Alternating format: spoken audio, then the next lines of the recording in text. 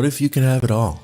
A place to call home, a great job, and a safe and welcoming community to raise your family.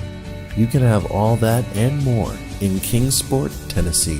For the past quarter century, Kingsport has been on a mission to reinvent itself as the first professionally planned and privately financed city of the 20th century. Kingsport has earned the nickname the Model City. From award-winning educational initiatives to business incubators to the surrounding natural beauty, Kingsport is just the right size to have the amenities you need without the traffic and crime of a larger city. With a vibrant downtown, great shopping and dining, and a thriving local economy, Kingsport is the perfect place to call home. Ready to start loving where you live? Choose Kingsport. Visit movetokingsport.com and discover all the reasons why this charming town is the perfect place to call home.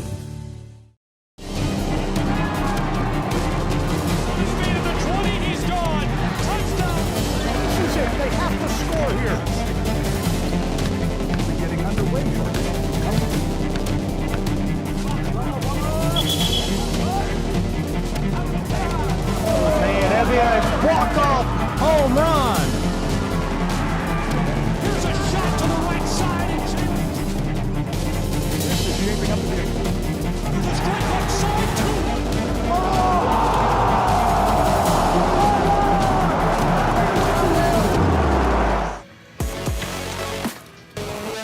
Sunshine, at least for now, here in Kingsport, Tennessee at Hunter Wright Stadium, where it's Game 2, Day 2 of the Appalachian Athletic Conference baseball tournament. And it's the winner's bracket on the docket here in our second game of the day in Kingsport. The Bryan Lions, winners yesterday, 9-1 over Reinhardt, come in, and their reward for their win, well, they get the number 1 seeded juggernaut in the Buffaloes of Milligan.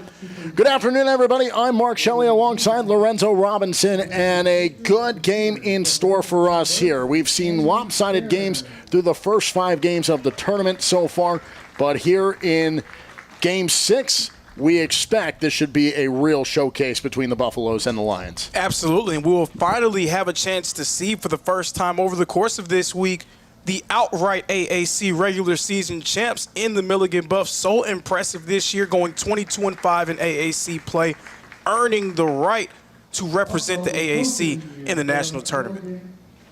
Well, the Lions yesterday, we mentioned it, 9-1 over Reinhardt. And what's Reinhardt do? Well, they were the first game today. They eliminate CIU. They get to stick around in a 7-0 victory in that one. But in that game, it was all Lions from the start. Reinhardt muster up that 1 run late in the game, but really nothing to show for it. And the big names in the Bryan side come away with some big-time plays in that opening game. So they're going to try to ride that momentum here against what seems like a very mountainous task to try to topple a Buffalo side that not only features the lineup they have, but also features the ceremony going on down in front, which is the banner and, for Kenyon Guerin, being named Pitcher of the Year in the AAC. Yeah, and that's the man that they're going to have to face and overcome here in this matchup. Also, they're going to have to overcome the history component as well. They have not defeated the Milligan Buffs baseball program since February 29th, 2024. So it's been quite a long time. I believe it's been 10 consecutive contests that they've come on the wrong side of, so they're going to have to overcome that if they're going to win. Well, that obviously leads into it was a season sweep for the Buffaloes, and Guerin has been a large part of that. As I mentioned, named Pitcher of the Year in the AAC, and why not? 13 starts, has an 8-1 record, a 1.94 ERA. He has been the catalyst to success for this Milligan Buffaloes side, not allowing the runs, and then the offense comes through, and they have delivered, and that's why they find themselves as the number 1 seed and having yesterday off and getting their first crack at it here in Kingsport today. Yeah, Jaron has gotten better each season over the course of his career, and it has culminated in his Pitcher of the Year season this year. I'm going to put the team stats up. On the season, He's had 88 strikeouts. As we look at our comparison between these two sides, he's been a large part of that success, and you can really see what the pitching staff has done. Nearly 50 more combined strikeouts for this Buffalo side. The records, well, not really close when you look at it. Milligan far and above everyone else in this conference. Maybe Johnson pretty much the only one closest, and we will see them in action for the first time later on today. They'll be the final game. They are the 2 seed. They also had the day off yesterday. But Guerin's going to take to the mound. As I mentioned, 8-1 during the regular season, and he will see a Lions side that certainly boasts a lot of offense. Cyrus Campos is the shortstop. He'll lead things off. Jaron Morris is the catcher in the 2 spot. Caleb Ramsey, the center fielder. And the 4 spot belongs to the newcomer of the year in Denaj Williams, who will start at second base, leading the conference in home runs on the campaign. Will Curcio, the third baseman, he's in the 5 hole. Morgan Halliday, the designated hitter, goes in the 6th spot. Cade Cook in 7th. Jack Reynolds in the 8th spot. And Caleb McCarty will round out the 9 in the order for the Lions. So we'll get underway here momentarily. Game 2, the sunshine, we said, beaming down, like I said, for now, because guess what? It starts to go away. The lights have been on since the morning game. We had some rain during that first game. We're hoping, fingers crossed, we can make it through a game for really what feels like the first time since the later games yesterday without any drizzle. We'll see if that holds true. Already softball delayed until 1 o'clock, so they'll be getting underway here in just a little bit. Again, we hope. Yesterday they had to wait till 7 o'clock to get what would have been an 11 a.m. start underway, so only 2 hours pushed back. Here on the artificial surface, we can get underway as scheduled. And it's 12:31 here in the Eastern Time Zone. Let's get this game underway. It's the first game for the Buffaloes and the first pitch here in Kingsport for Canyon Garrett. And the first one for the pitcher of the year. It misses the mark. It's ball 1.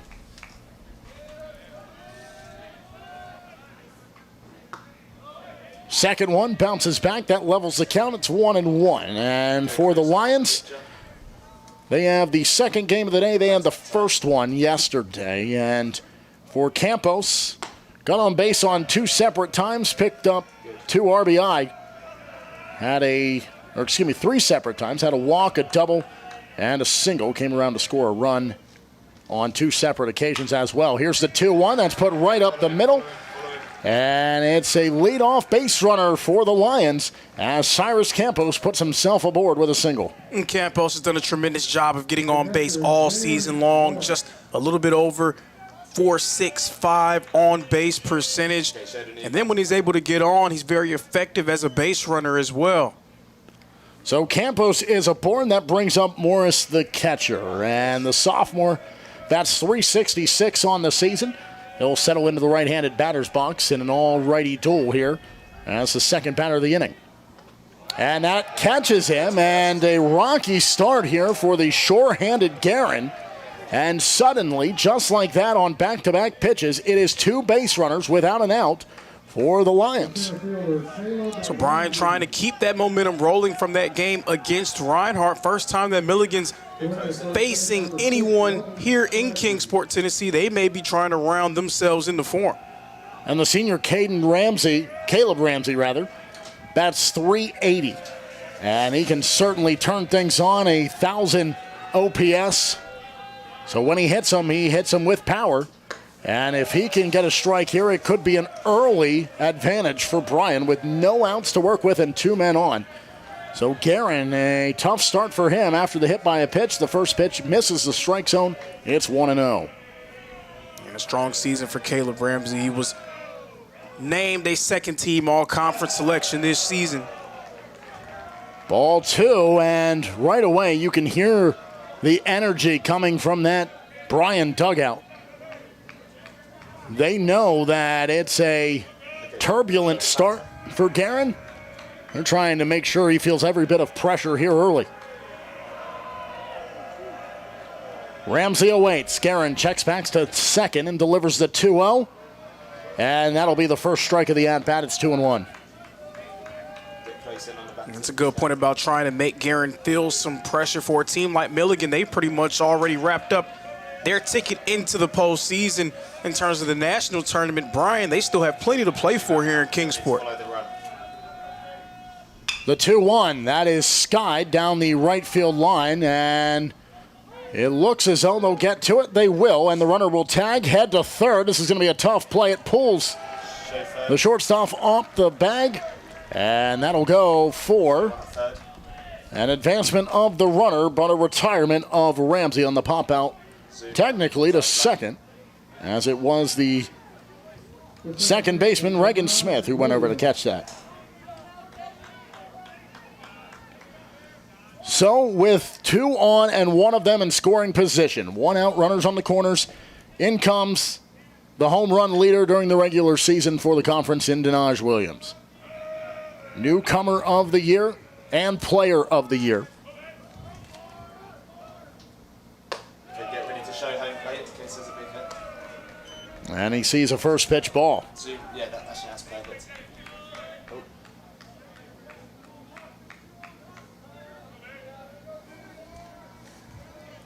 Decisive Williams, formerly of...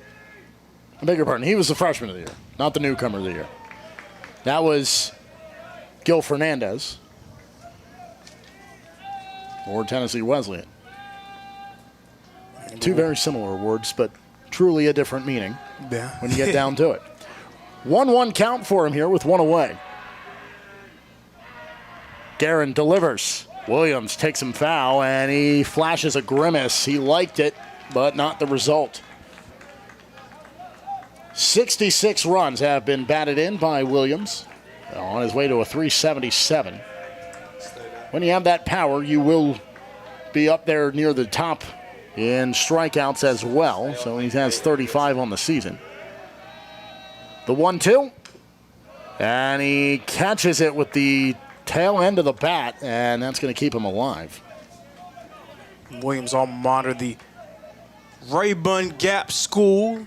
They're in Rayburn County, Georgia. They have garnered a lot of attention being a private boarding school that it's really started to compete at a national level, getting a lot of overseas players. Here's the 1-2. Got him swinging. And after the up and down start here for Guerin, he bounces back, picks up a huge second out as he retires one of the best hitters in the conference in the freshman Williams. So 2 reach to start the game, and back-to-back outs for the Buffaloes, and now a chance to get out of the inning as Will Curcio comes to the plate, the third baseman. Bats out of the 5-hole.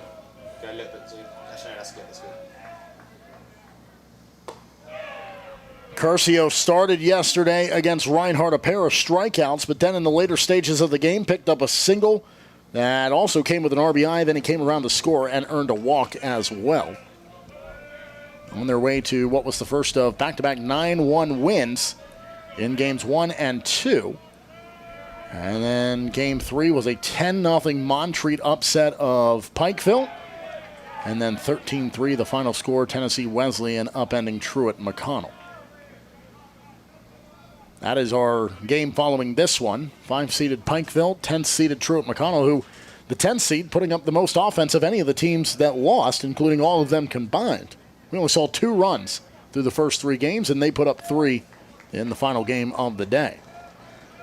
It's a 2-0 count here to Curcio. With 2 away and 2 on, a big opportunity here early for the Lions. Curcio checks his swing, but he still went around.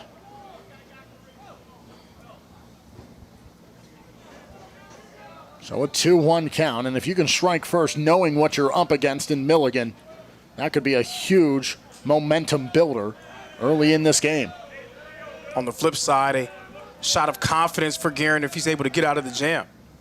Delivers home, and a half-hearted swing. Looked as though Curcio wanted to pull that back, but just had to finish it. That thing went through at maybe 5 miles an hour when he finally pulled the bat to the other shoulder. Wind heavily whipping from right to left. You can see that large flag blowing in the outfield. Runner goes, swing and a miss, and out of the inning. From 2 on to 3 consecutive outs, including back-to-back strikeouts for Canyon Guerin. He bounces back and takes the runners off the base paths, and it's scoreless as we go to the bottom of the first, and the Buffaloes come to the plate for the first time here in Kingsport. Baird, Jones, and Kalahuavehe come to the plate to start things off.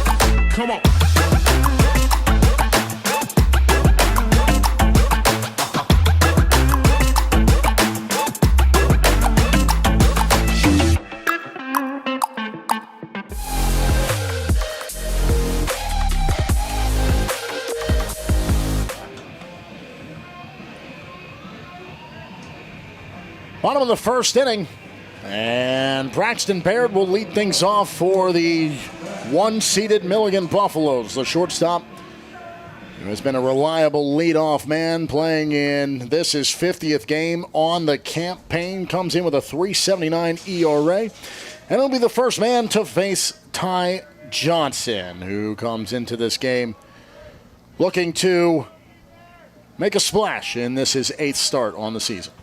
And currently sporting a 6.16 ERA, a 4-3 record. He's been consistently that second starter for Bryan this year after their ace, Tanner Everett, had a great showing against Reinhardt yesterday. So Baird shows bunt, pulls out of it as that ball was inside. This time he'll stay back, and right away Johnson having a bit of a struggle to get those balls up away from the turf as he falls behind here, 2-0 to the leadoff man in Baird. So Jones, Kalahuavehe comes up in the 3 spot. Brody Melton, Nick Iese, Luis Quintero, Landon Lutterman, Reagan Smith, and Nick Moss is the order. That's fouled off to the left-hand side. It's 2-1. On the backside of the battery, that's Jaron Morris for Johnson. Down at first base, it's McCarty. At second, it's Williams. At shortstop, Campos. And at third, Curcio. Left field is Reynolds. Right field is Cook. And in between them is Ramsey. Zoom out a tiny bit. Yeah, you're good. So a 2-2 count here to the leadoff man in Baird.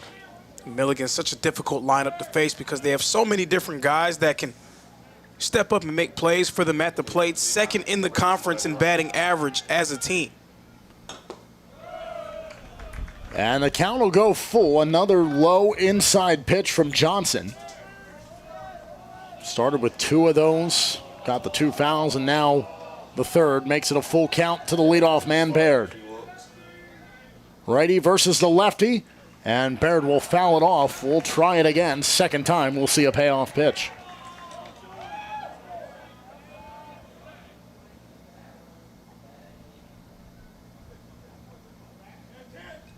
And Baird, for being in the leadoff spot, what a display of power he can produce. 13 times he's gone a 2-bagger, 3 triples, and that to 11 home runs. If that's what you can get out of your leadoff man, that is ideal, and it's an ideal start. They got the leadoff man aboard as Baird gets walked down the first. An ideal is correct because when he gets on base, he's such a threat. 30 stolen bases on the season. That's going to be something to watch for. We'll see if Johnson will try to pay some extra attention to him. Gavin Jones is the best batting average on the team. He's got the highest OPS as well at 1157. And he comes in here, and this is 50th game. Right-handed batter's box. Runner gives a quick stutter step, but Baird will stay there as that goes in for ball one for Jones. .416 average.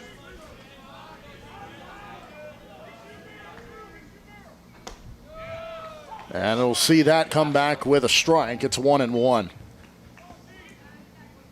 Get right up close to the batter. So both teams putting the leadoff man aboard. It was a single for Campos. And now Baird the walk. They'll check back to Baird.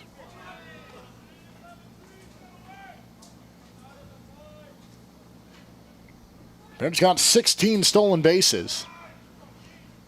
Only been caught trying to take it on 3 occasions, as that's chopped foul by Jones.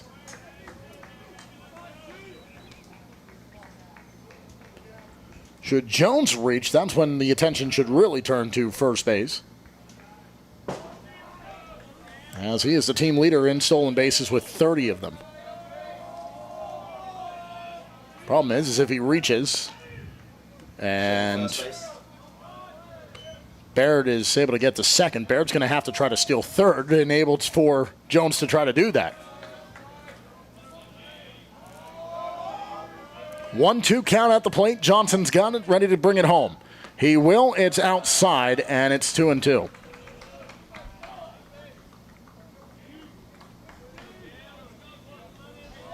Zoom out a little bit. 5 versus 10 coming up after this around 3 o'clock, and then 6 o'clock tonight. It's the 2-seeded Johnson, their first game of the tournament in Montreat. How about the surprise from yesterday? Pikeville and Montreat, very similar teams, separated by a game in conference play, and Montreat just blew them out of the water. A 10-0 final. As that's chopped over to short, they can try to turn the double play. Thrown over, and it's not in time. And a bit of a long stride to touch the bag, and then mix that with the speed of Jones, and he's able to beat out the throw for the fielder's choice. I wonder if they would have been able to turn 2 there if would have tried to go for the 6-4-3 instead of the unassisted. Okay, you're going to show me the guy on back now. Maybe he didn't think that his second baseman, Williams, was over to the bag enough to be able to make that play. So here's the man behind the plate for Guerin, and the man that's had me up here in the booth sweating bullets every time I get to his name on my card. Cade Kalahuavehe is the right-handed batter. And the stolen base, guess what? Called it. Jones has his 31st of the season, and he's in scoring position. Zoomed in on. Only 8 times he's been caught, and you say, well, 8 times, that's a lot. Well, when he's still 30 bases, now 31, relatively, that's not a lot. Yeah, you could probably live with that. That one's chopped over to short, fielded off the hop, thrown over. This one is in time, and Kalahuavehe is retired for out number 2, but he does his job and gets Jones 90 feet from being the opening run of the ball game. The right fielder, Brody Melton.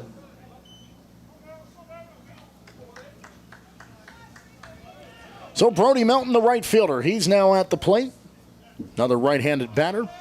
And a man standing down to his left-hand side at third base. That is Jones. That's the issue going up against this lineup. It's really no rest for the weary at any point. So many different players that can make plays and make life hard on you as a pitcher. 60 hits on the season for Melton. 52 runs have been produced from those 60 hits. Pretty good ratio there, as it's 1-1 here with 2 outs and a man on. Bottom of the first inning. Top-seeded Milligan. Without a hit here, but a runner knocking on the door of being the 1-0 lead. Big swing by Melton, and it's a bigger miss, and it's 1-2.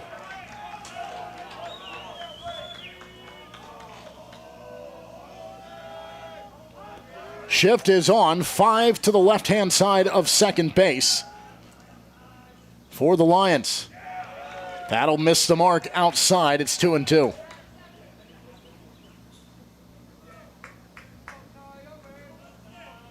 Always hard to be exact with your placement, but Oh, a steal home. Here it comes. Got him. Show home plate. They tried to catch the Lions sleeping, but the Lions were standing on guard. They throw it home. The tag is placed. And Jones, after stealing second, tries to do the impossible and steals home. And it's left with nothing more than a footnote. Empty-handed go the Buffaloes with the aggression. We go to the top of the second. Bryan coming back to the plate.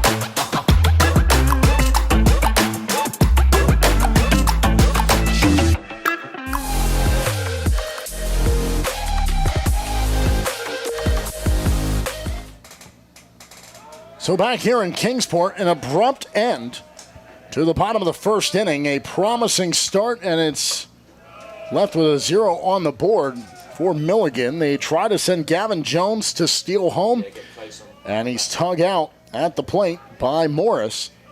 And so Bryan College comes right back to the plate, and an early swing. We'll see out number 1 recorded as Morgan Halliday is retired, and the Edmonton native heads back to the dugout for out number 1. A much more normal start to the inning for Kenyon Guerin after finding himself in a little bit of trouble at one point in the first. Put the first 2 on by way of a single and then a hit by pitch.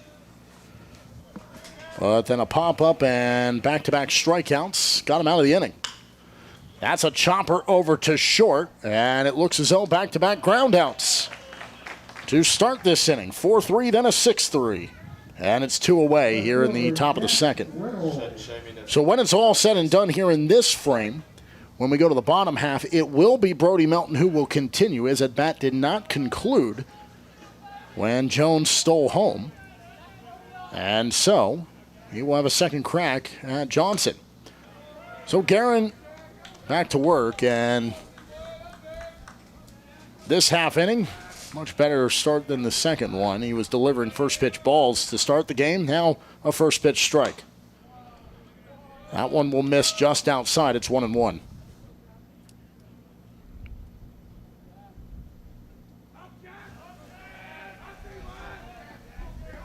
Nobody on, 2 outs. Reynolds, a shot down the right field line, and it wouldn't have gone the distance, but Zoom in on the batter. it likely could have gotten down. Get closer on the batter. And anything can happen at that range. Bouncing off that wall can really take a turn if it skips away and you're not there to cover it in time. Out there in right field for Melton.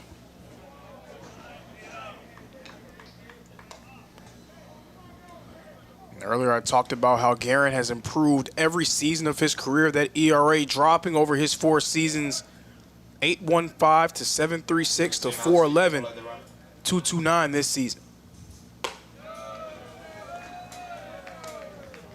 That'll miss high. It's 2-2 for the third batter of the inning. Just go straight to first. Faced 5 in the first, trying to face only 3 here. And he rings him up. Caught him looking.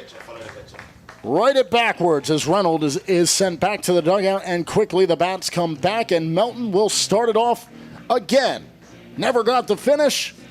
He'll try to lead off here in the bottom of the second in a scoreless game between the Lions and the Buffaloes.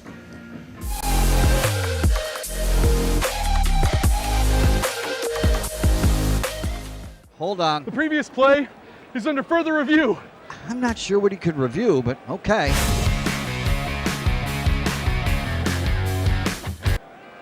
Sure has been a while. Dine in at Buffalo's Cafe for the football season.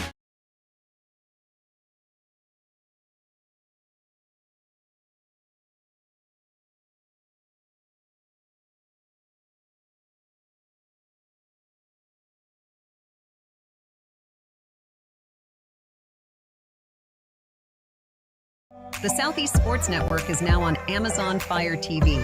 Now you can download the SESN app and watch on any Amazon-enabled device, such as your Fire Stick. The easiest way to download the app is to go to our website, find the Watch SESN tab, and click Fire TV app. Then just select your device from the list. That's it. Free and easy.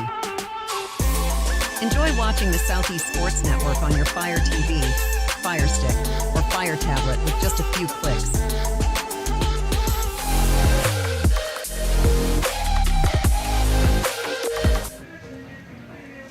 Well, when we last saw him, the at-bat was not going in his favor.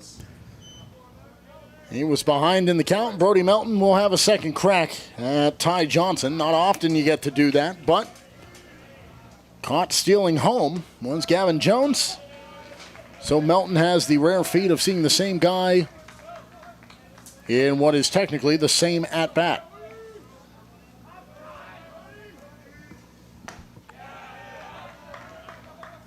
Quickly, he falls behind 0-2, so the second time to the plate. Not off to the start he would like. Johnson deals, and it's outside. It's 1-2.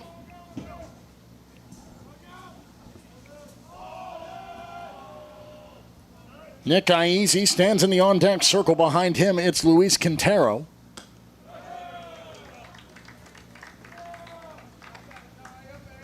And it's two straight misses, so it's a 2-2 count.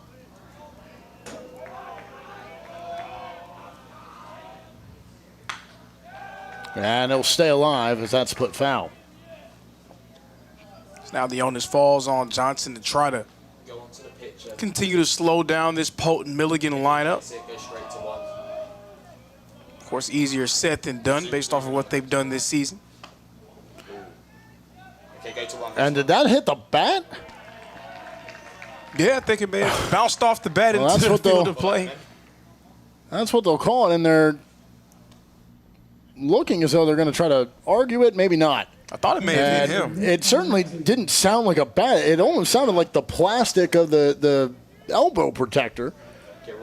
But instead, they will call it, and clearly Melton thought the same, that it did hit the bat because he went streaking down the first. He knew he had to run. And either way, it is from what looked to be maybe a free pass to out number one, as in steps Nick Iese. The coach kind of gave a half-hearted attempt at trying to question it, too. Iese's going to take this into shallow left center field, and all the way over to make the grab is Caleb Ramsey, and that's out number two. The designated hitter, Luis Quintero.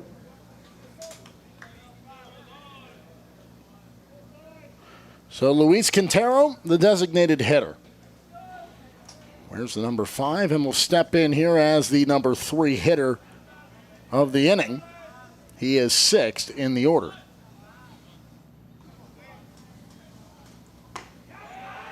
That's strike one. It's crazy. A guy coming into a game batting .268 for the year would probably be seen as one of the lesser hitters in his lineup.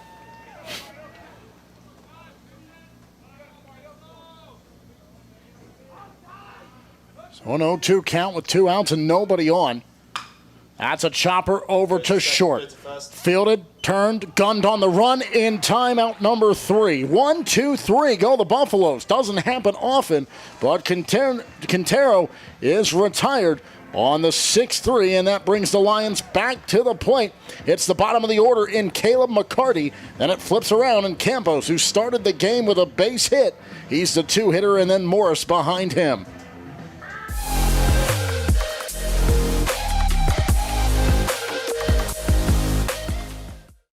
What if you can have it all? A place to call home, a great job, and a safe and welcoming community to raise your family. You can have all that and more in Kingsport, Tennessee. For the past quarter century, Kingsport has been on a mission to reinvent itself. As the first professionally planned and privately financed city of the 20th century, Kingsport has earned the nickname the Model City. From award-winning educational initiatives to business incubators to the surrounding natural beauty, Kingsport is just the right size to have the amenities you need without the traffic and crime of a larger city. With a vibrant downtown, great shopping and dining, and a thriving local economy, Kingsport is the perfect place to call home. Ready to start loving where you live? Choose Kingsport. Visit movetokingsport.com and discover all the reasons why this charming town is the perfect place to call home.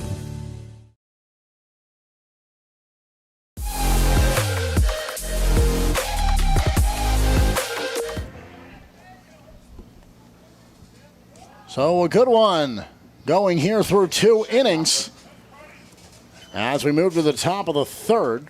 And Caleb McCarty will take his first at-bat of the day and here in Kingsport. And he'll put this one right up the middle, 1 pitch, and it's 1 base runner for the Lions. And the second time to lead off an inning, they have a man aboard by way of a single. Campos did it to start the game.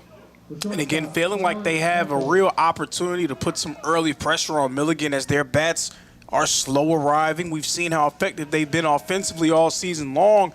When you have an opportunity to jump out to that early advantage, you have to be able to take advantage because the law of averages tells us that Milligan's going to find a way to make something happen later on.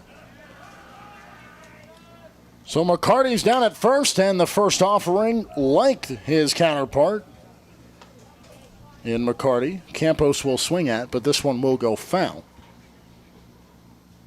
And it's 0-1. Great chance for them as well with Campos, who got things going with a single in the first inning of this. He was one of 2 that were on the base path and then were left stranded. Ramsey popped to second, then Williams and Curcio back-to-back Ks for Guerin. What a big response after giving up the 2 base runners to start the game. 0-2 count. Here to Campos, and that'll bounce in.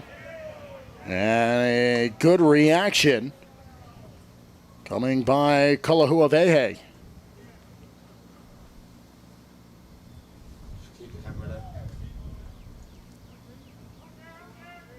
Native of Wailuku, Hawaii is Kalahuavehe. On the eastern side of Maui, swing and a miss. And it's a drop, strike 3, but Campos realized it about halfway down the first. He had nowhere to go.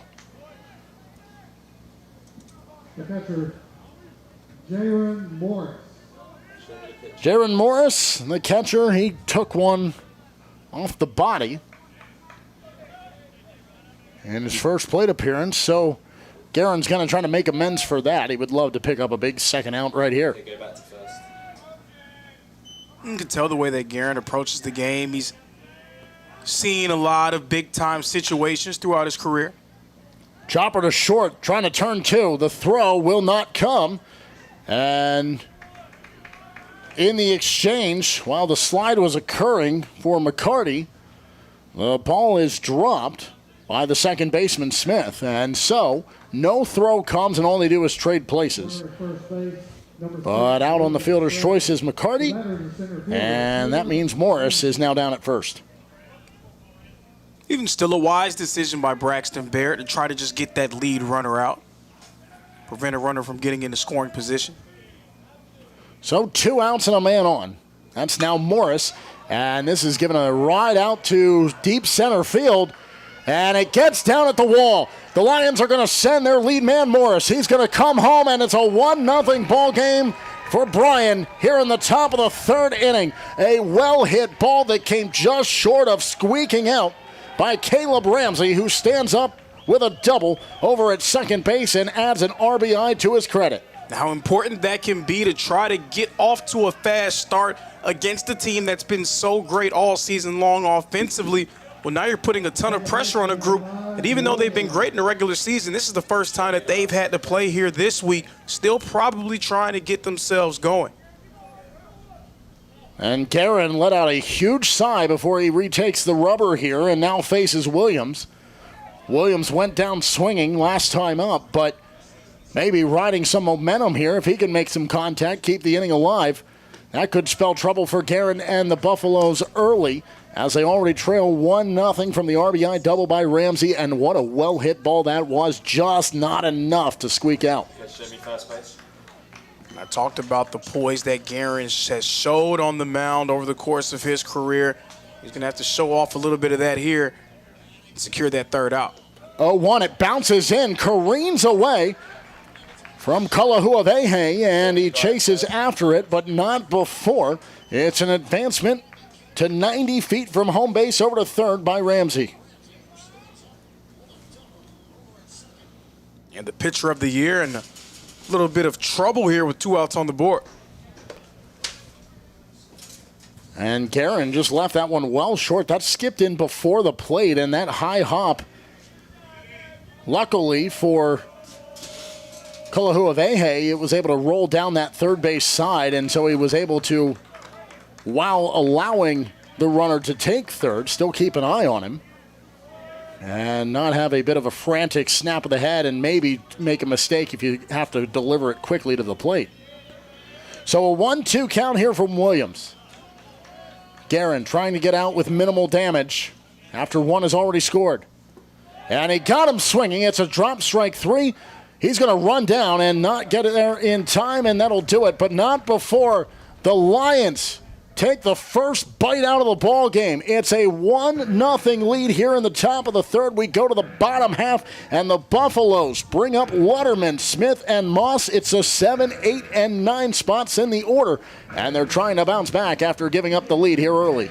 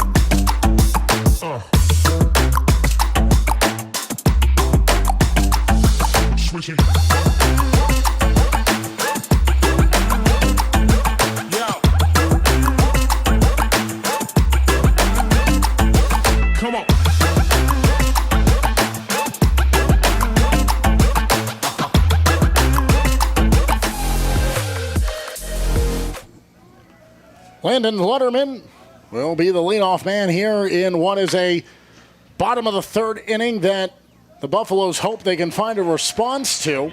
But it starts with one pitch and Lutterman's retirement on a ground out to Williams, who ended the top half with a strikeout. He comes back and gets the first out on a ground out over to second. So Lutterman retired. Smith comes to the plate, the second baseman, in the 8-hole in the order. After the go-ahead run that scores Morris on the RBI double by Caleb Ramsey in the top half. And we talked about it. If you're going to play the behemoth that is the Buffaloes this season, you need to take every opportunity and make them pay for any mistakes that they will give. And Guerin left one in a sweet spot, and Ramsey, well, just left it about 5 feet too low as it bounced off the wall. Yeah, and a great job by the Lions to get off to that fast start and give themselves a shot. Milligan Buffs there. Bats a bit late arriving here in Kingsport. Again, they haven't played a game. This is their first game of the week, trying to round themselves into form. So Bryan has to be able to take advantage. That pitch will miss. It's 2-2. Well, the good thing for the Buffaloes is this is only the first time for their entire roster to see, or the entire lineup rather, to see Ty Johnson. Smith is the 8th hitter. They have not seen him for a second go-round yet. Baird in 2 batters' time will be the first one to see him twice. Payoff pitch. It's fouled back, and staying alive is Smith.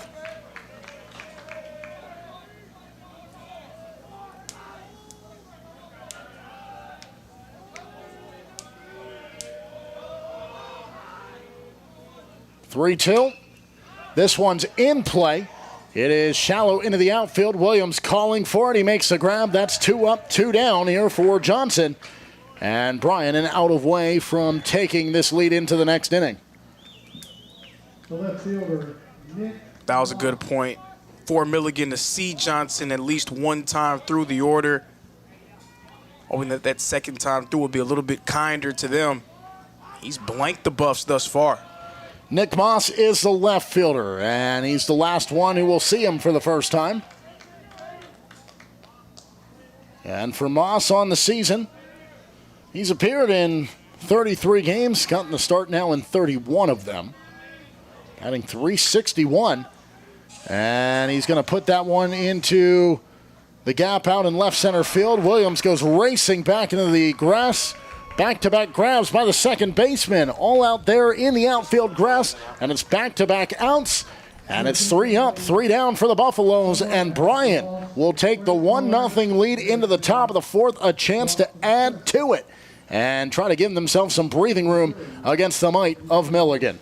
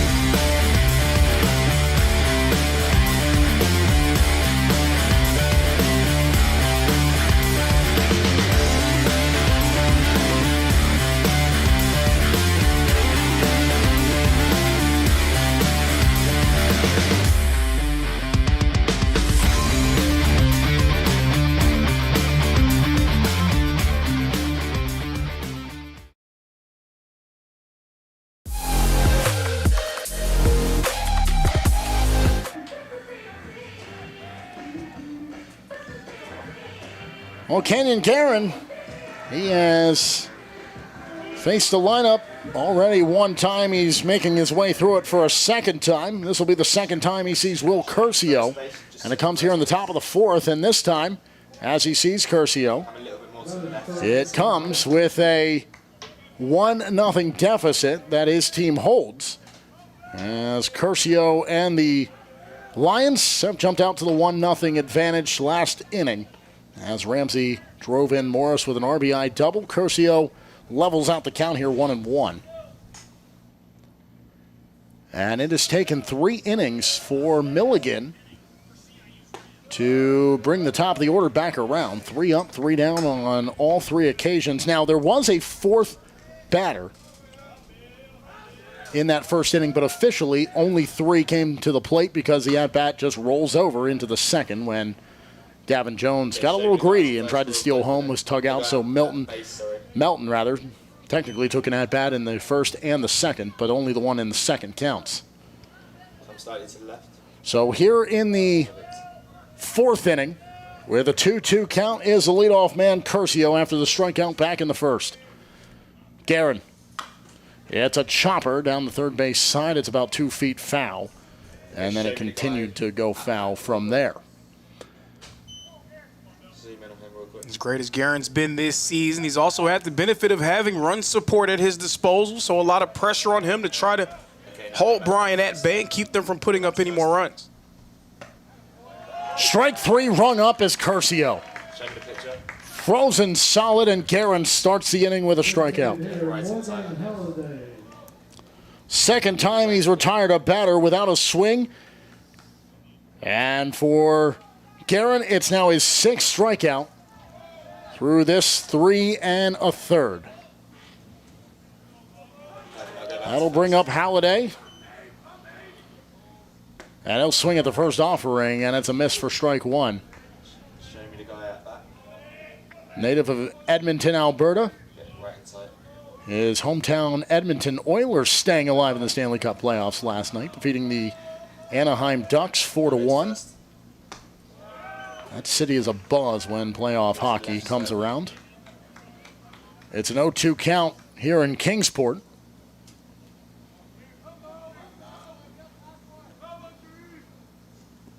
And he checks his swing at a ball that bounces in.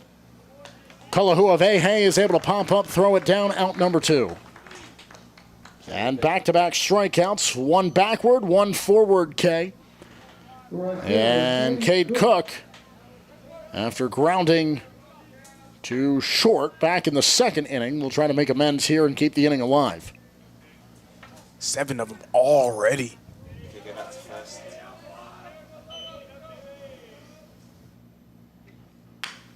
And that's a chopper down the third base side. Jaw skitters in front of the bag, and it's foul.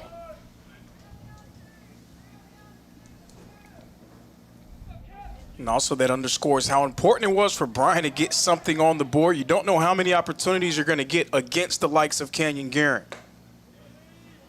That's in there for a strike, and it's an 0-2 hole here for Cook.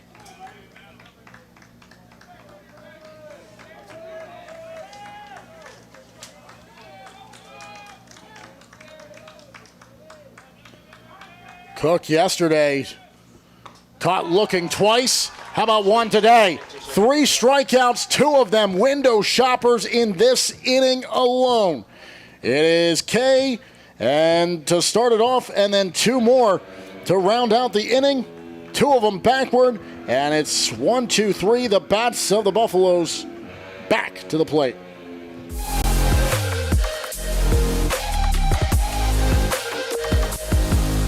What if you could have it all?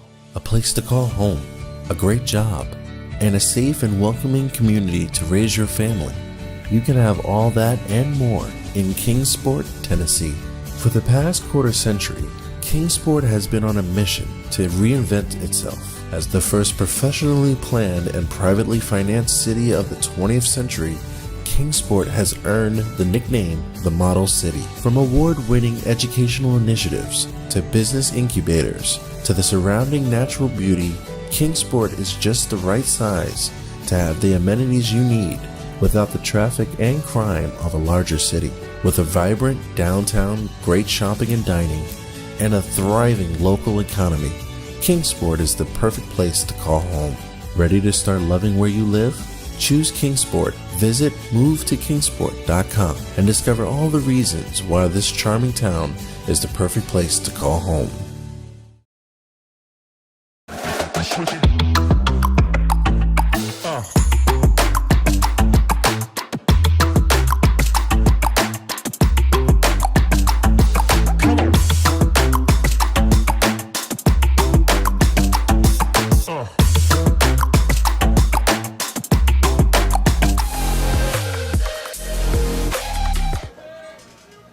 Top of the order as we go to the bottom of the fourth, and Braxton Baird, the shortstop, will have a second crack at it. He'll foul off the first. And the first time up, it was a successful, technically not an at-bat, but a successful trip to the plate. He earned a pass down to first. and then was called out on the fielder's choice on the force at second. Shows bunt, and it's 0-2. With the exception of Melton having that continued at-bat, it's been 3 up, 3 down in all 3 of these previous innings. Milligan still trailing 1-0 and without a hit in the ball game. We came into the game speaking about Kenyon Guerin, the pitcher of the year, rightfully so. He's done a phenomenal job in this game as well, but Ty Johnson, got to give him credit for slowing down this lineup.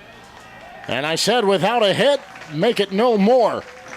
The number 11 finds himself with a 1B in the score sheet, and it's a single to put the leadoff man aboard by Baird. Gavin Jones.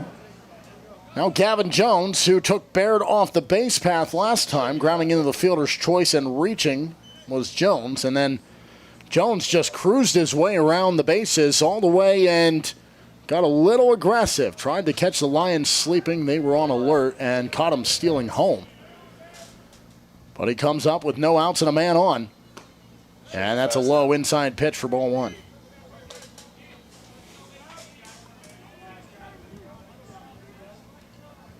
We go from winner's bracket to loser's bracket back to the winner's bracket in our final 3 games of the day.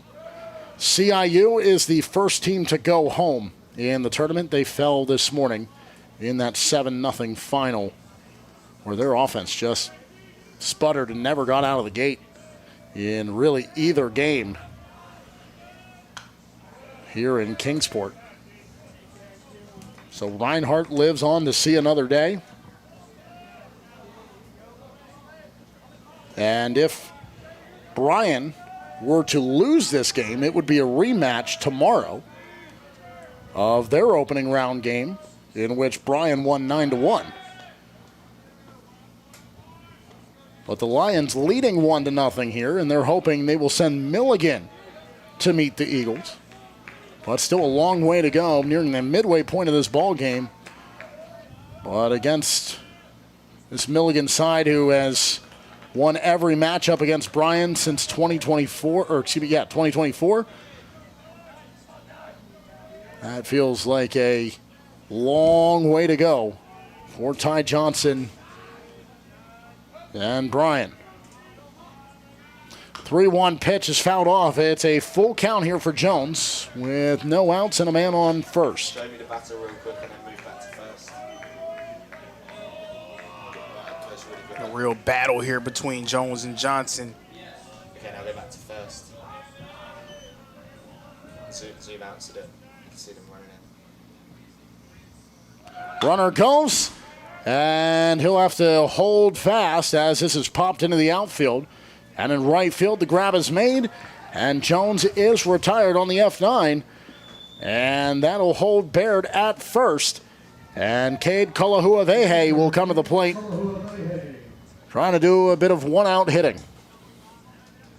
But potentially, and we don't want to look too far ahead, it's only 1-0, but if Reinhardt and Milligan were to meet tomorrow in a loser's bracket contest, would be a scenario where Reinhardt, for the 3rd consecutive season, could potentially end Milligan's stay in Kingsport, Tennessee. That would be a storyline that would loom large over that game, especially with the type of season that Milligan's been able to put together. The last thing they want to see is the Reinhardt Eagles ending their stay in Kingsport for a 3rd year in a row.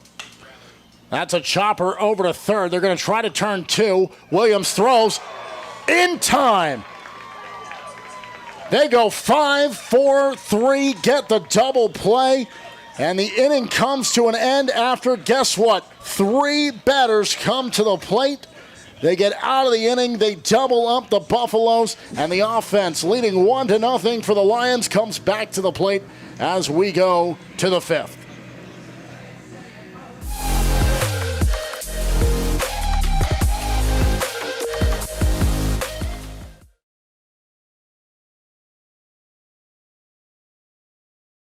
The Southeast Sports Network is now on Amazon Fire TV. Now you can download the SESN app and watch on any Amazon-enabled device, such as your Fire Stick.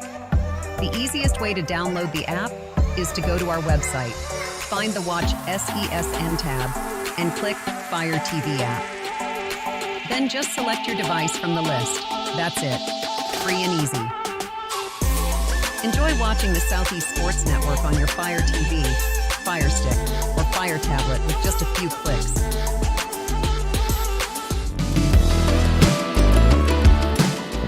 Want to watch your favorite Southeast teams in action? We've got you covered. Stream live games and highlights on YouTube, Twitch, Amazon Fire TV, Stream TV, and more.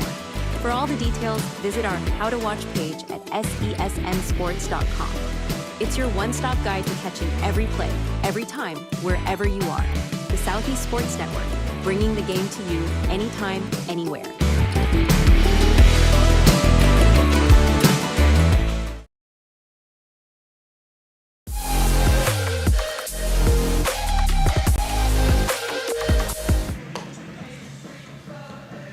So Canyon Guerin here in the 5th inning. He's conceded a run. And really other than that and the little hiccup to start the game where he put 2 on and then battled back with 3 straight outs, he's been stellar. But it's the 3rd inning in which 3 different batters reached base. And one of them was able to score on the RBI double by Caleb Ramsey. That is the difference maker for he and the Buffaloes to stare up at as we head into this 5th inning in a 1-0 ball game. And it is Jack Reynolds who went down looking to end the 2nd inning. It was an impressive 4th inning. 3 strikeouts. The swinging strikeout by Halliday, bookended by Curcio and Cook going down looking. And it's a 2-1 count here to Reynolds. Outside, misses, and it's 3-1. Yeah, outside of those few rough patches, just another phenomenal performance for the pitcher of the year. 8 Ks already.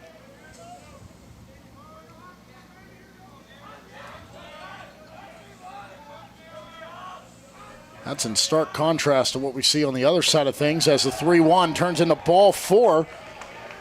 And a rare misfire to issue the free pass down to first to Reynolds by Guerin. And that's, you mentioned the 8 strikeouts. That's the complete opposite for the opposition in Ty Johnson, who has seen 12 batters and retired all 12 of them, and yet has not picked up a single strikeout. That's a bunt placed right back to the pitcher, and it nearly backfires in its entirety. But they will just trade places and put an out on the board as Reynolds is retired on the force out at second, and McCarty stands down at first. But a wise decision by Guerin in the field to get that lead runner out at second and prevent a runner from getting themselves in the scoring position. Place that anywhere down either line, and you have an opportunity to make them make the play over at first, and you advance the runner. But that went right back and just came straight off the bat and returned up to Guerin. And no hesitation. He knew he was going to second with that ball. He said, "Thank you very much. I'll take it." And just all that comes of it is a change of the runner and an out. So now it's the top of the order. Campos got the better of him the first time up. Guerin got revenge with a strikeout the second time they saw each other. This is the third. And it comes here in the 5th inning with 1 on and 1 out.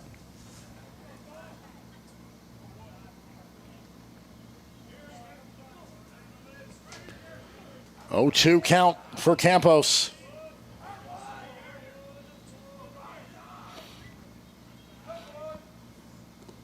That bounces in, kicks away. Kalahuavehe is able to trot over, and he'll get to it, but he will concede the base. And with 1 out, now the double play taken away. And a chance here with a well-placed base hit for Campos to score an insurance run for the Lions. That's a rare sight to see a ball get past him like that. Multiple-time Gold Glove winner. Did a nice job to keep it in front of him, though, and prevent any more damage. Guerin has had a couple that he's bounced in. to his catcher, and staying alive here is Campos. He'll foul that into the backstop. But Guerin trying to find the low end of the strike zone and get some of the Lions to chase. He's forced those balls to take heavy bounces off the chest protector of his backstop. Here's the 1-2, and that's chopped back over to the pitcher. And Guerin throws to first. They will trade the out for the advancement of the runner. And 90 feet from home is McCarty as Campos is retired. And part of that was the location of that ball in play, but also Guerin maybe taking a little bet on himself as well, putting the pressure on himself to get that final out.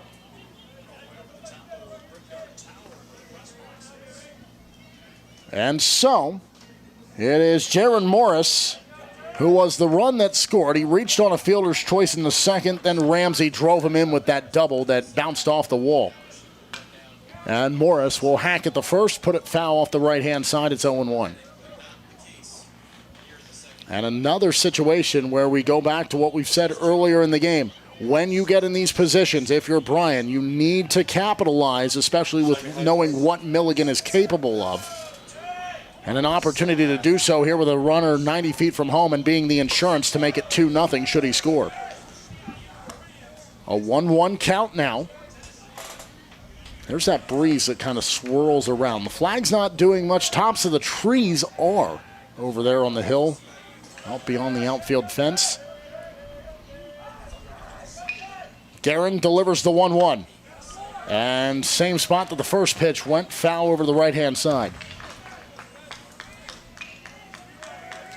Pikeville has arrived. They're warming up down to the right side. They are game 3 of the day. They're in the losers bracket. Bit of a surprise the way Montreat dismantled them in the third game yesterday. Here's the 1-2. Third ball that goes to the exact same spot, foul. And we saw this in our previous game, where pitch counts were skyrocketed. Ryan Stevens of Reinhardt had a 15-pitch at-bat to chase CIU's Campbell Dalton eventually. They got him to 60 pitches after 2 innings in that. So if you can raise the pitch count,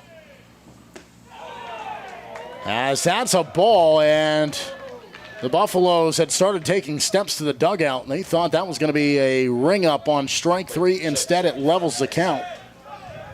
If you can raise the pitch count at Guerin, do it early. That could really help your chances for the Lions. Here's the 2-2. And again, it is fouled off the right-hand side, and that is exactly what Morris is doing. Just continuing to force Guerin to see that number beside his name start to climb.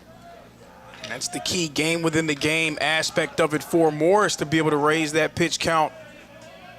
McCarty takes his lead from third, 90 feet from being the insurance run. The 2-2 to Morris, and it's ball 3. He's worked himself into a full count. Guerin and Morris in a battle. This is an entertaining one, and it puts the pressure on. Guerin will trade the ball with the home plate umpire, and in doing so also just breaks up the rhythm, hoping that will maybe throw off the timing of Morris, who settles back in. Payoff pitch inbound. 2 outs and a runner at third in a 1-0 game. Guerin settles out of the stretch. He comes home. Ball 4, and runners are on the corners with 2 outs. Great at bat by Morris, fighting his way into a full count, drawing that last walk. How critical it would be to get Guerin out the game early. That would really pay off for Bryan down the line. Second time the Lions have had 2 on base in an inning at the same time. That was at the start of the first, and Guerin battled back with 3 straight outs, and that bounces in yet again. And it just seems as though some of those balls that Guerin has thrown that have bounced in have just really sort of taken him out and kind of thrown him off his rocker a little bit.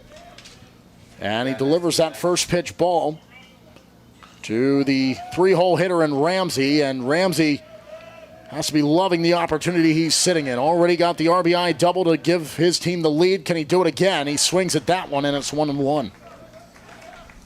It's hard to say that a pitcher that has 8 Ks in a game is having a so-so outing, but we've seen Guerin at his best, and there have been moments where things have gotten a little shaky from him in this one. 1-1, and it's chopped foul down the first base side, and it's 1-2, and a strike up against Ramsey, so he's out of room, needs to stay alive. 2 outs, 2 on, 1 run ball game. Bryan, the 6th seed, Milligan, the 1 seed, playing in their first game here in Kingsport. Guerin, runners flanking him to either side. The 1-2 is high, and it levels the count at 2 apiece.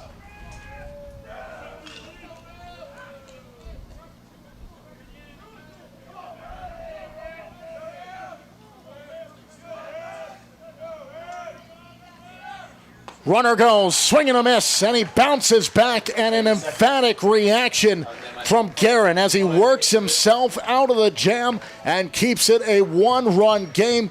Big bounce back for the pitcher of the year in the AAC. We go to the bottom half of the 5th.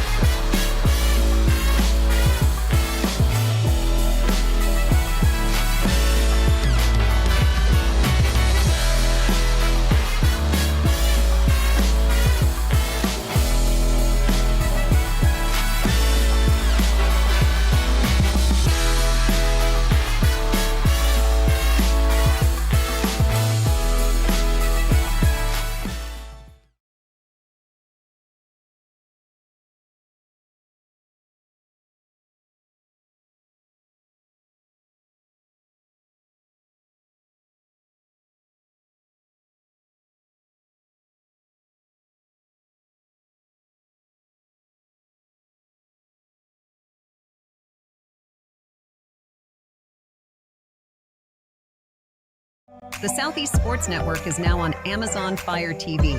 Now you can download the SESN app and watch on any Amazon-enabled device, such as your Fire Stick.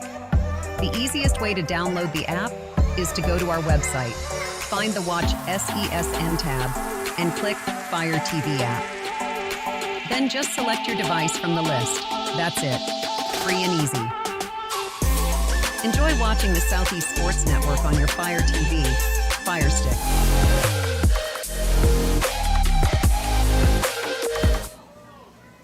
One-run ball game here in the bottom of the 5th. Milligan gets a massive bounce-back, inning-ending strikeout from Canyon Guerin to get out of a 2-on jam with a runner on third. And now Ty Johnson returns to the plate. He's faced 12 batters. He's retired 12. But they've come in sort of a wacky way. He's let batters on, but his team defensively has come through for him. He ended last inning with a double play.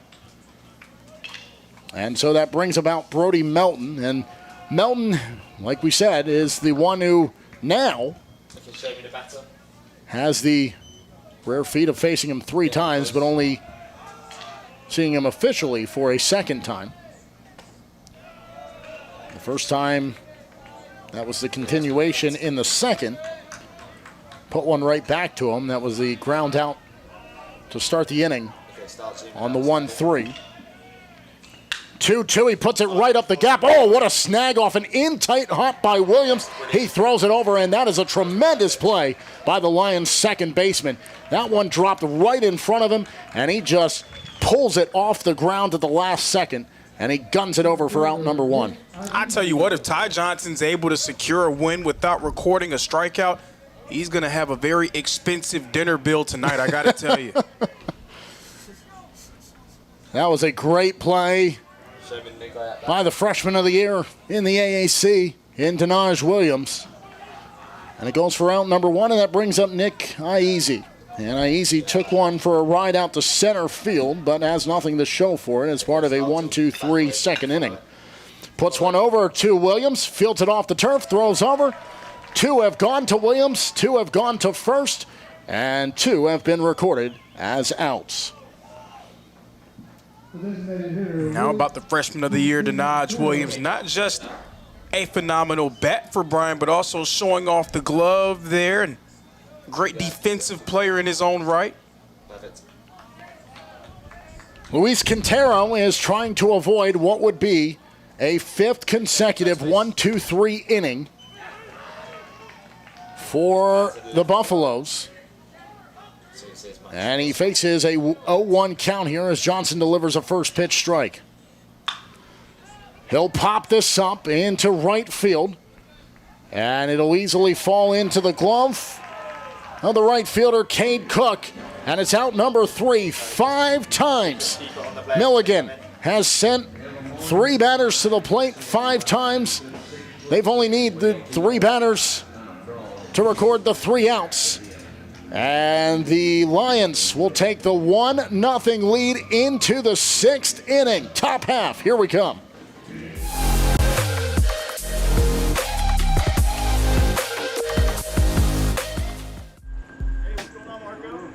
We didn't come to fix Marco's brakes because it was convenient or fast.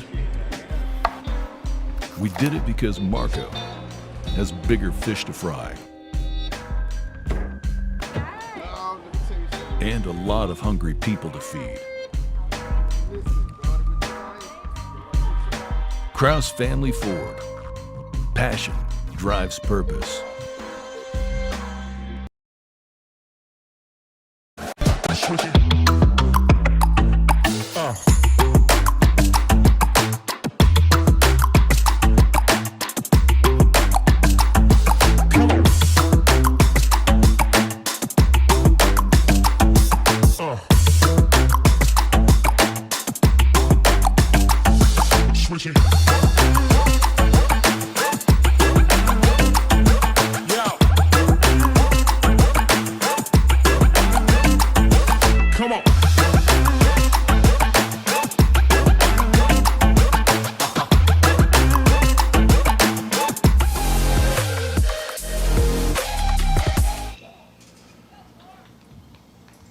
Kenyon Karen faces the busy man from the the bottom half of the inning, and Denaj Williams.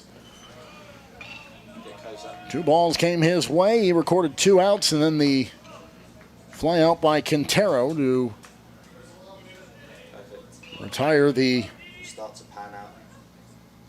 Buffaloes in order. And what a slice, as he got a lot of that one, and it came off the bat in a hurry, but it's foul for Williams. Williams trying to reverse his fortune on 2 separate occasions, every other inning that he's been up. It's been a swinging strike 3, trying to avoid a 0-for-3 start to the game. A 1-1 count. Guerin comes home, make it 2-1 as Williams is in front. It hasn't been entirely smooth sailing for Guerin in this game, but he's done his part to try to keep Milligan in it as they just try to hang around. At some point, Milligan's hoping that their bats start to come alive. That's lifted out to center field. It's still tracking back to the warning track and having to make an adjustment a couple of different times out in center field is Iezi, but finally he's able to make the grab, and for a second there, I thought he juggled the ball, but I think it was his sunglasses popping off that he was trying to grab while still making the run after the play. And either way, it is an 0-for-3 start for Williams, but that time making the contact and giving it a look toward deep center. And some expert-level ball tracking there, going in a few different directions, flipping his hips a little bit, zigzag action. So in comes Curcio, and he rips that over to short on the first pitch. And it's out number 2. Quick work of the first 2 up by Guerin and the Buffaloes. And that'll bring up Halliday for the 3rd time today. Grounded to second, struck out in his last plate appearance. Trying to make amends here to keep the inning alive. And you mentioned, obviously, the run given up by the Buffaloes and Guerin. He's allowed a couple of base runners, but all that said, he still has 9 strikeouts. Okay, now show me first base. And he starts with a strike that is swung on and missed by Halliday. Like, how unfair is it for us to see him with a line of 9 Ks, only surrendering 1 earned run, and feel like, he's just playing all right. It's just okay. That's a credit to him for the season that he's been able to put together. 0-2 count. Guerin delivers to Halliday. Got him the swing, goes around, make it double-digit strikeouts for the pitcher of the year in the AAC. That is a 10th. And it ends the inning. And Milligan back to the plate as we go to the bottom of the 6th. Guerin playing his part, but he needs his offense to try to get something going and avoid going 1, 2, 3 yet again. To the bottom of the inning we go.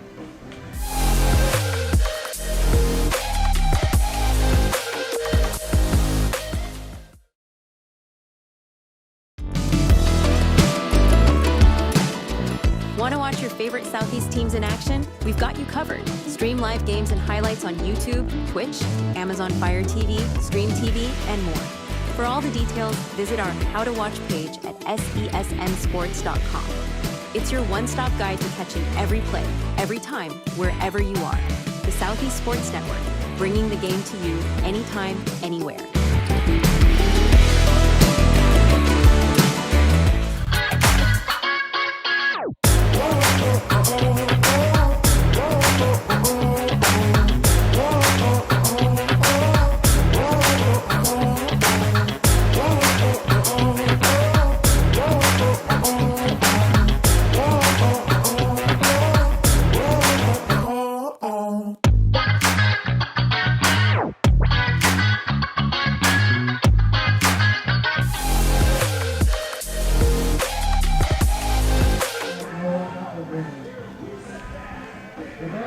Good battle on the hill in this game. Ty Johnson certainly doing his part.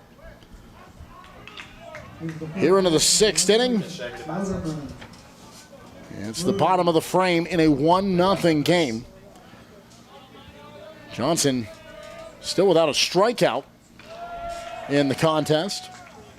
Has allowed some base runners, but somehow, some way, Show me first base. 3 faced and 3 outs in every inning thus far. Flip side of things for Kenyon Guerin. What an outing. 10 Ks through 6 innings of work. And despite that, it is still a 1-0 Bryan College lead as the Lions strike first in the 3rd. Nothing since Milligan just needs to get the offense going here as we've passed the midway point of the game. And Guerin's trying to hold the line as best he can, but yeah, he just needs some type of run support. Chopped over to first, taken off the hop. It's going to be a foot race back to the bag, and getting there in time is McCarty. And it's out number 1 to retire Landon Lutterman. Yeah, what kind of play was that? Again, if I'm Ty Johnson, I'm starting with drink orders. Do you like Sprite? You like Coke? Okay, we started with appetizers. He has gotten a lot of help from his defense, and there another great play by McCarty. McCarty's been on base offensively on 2 separate occasions. Got stuck at 3rd the last time there, as there's a big-time hack by Reagan Smith, and Smith popped over to 2nd. It's been a busy day defensively for Williams. He's answered the call on every single time. And something to be said about what we're seeing from Milligan as well. The team's 2nd in batting average coming into this tournament, 2nd in total hits. Their offense has just completely abandoned them so far in this game. A 1-2 count with 1 away, nobody on here. Ty Johnson still dealing on the rubber. Smith out of the right-handed batter's box, settles in. Behind in the count, chops it back. Johnson takes it off the hop. An underhand toss. And an easy grab there. Needed to put maybe a slight bit more on it, because if that's a bang-bang play down to the wire, then you might be talking about Smith being safe. But McCarty had to just pull his foot off and then reach his back, touches it, and it's out number 2. I think if he was maybe busting it a little bit more down the line, he may have challenged it. That's what they teach you in Little League. Run through it no matter what. And maybe Smith just sort of conceding that was going to be the out no matter what. He expected a little more, but same result in the end. And now, to the bottom of the order, Nick Moss, who also popped over to second in his previous plate appearance. First base. Finds himself in a 1-1 count. Turn to the left side. 2 up, 2 down. Here in the 6th inning, that one misses the mark. It's 2-1.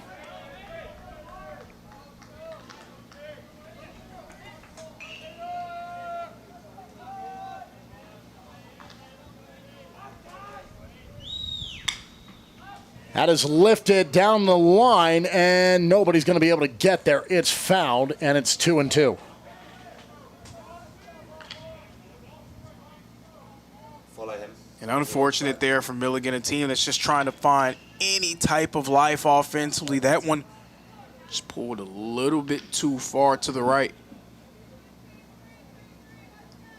Okay, perfect. Now go back to first. 2 balls, 2 strikes, 2 outs in a 1-0 ball game here in the bottom of the 6th. Johnson settles on the mound, delivers the 2-2. That's ripped out to center field, and it's caught. And yet again, Johnson and the Lions post a 1-2-3 inning against Milligan's offense. Nothing to show for it for the Buffaloes. And worst of all, the team leading is coming back to the plate. When we come back, we go to the 7th inning. Bryan back with the bats.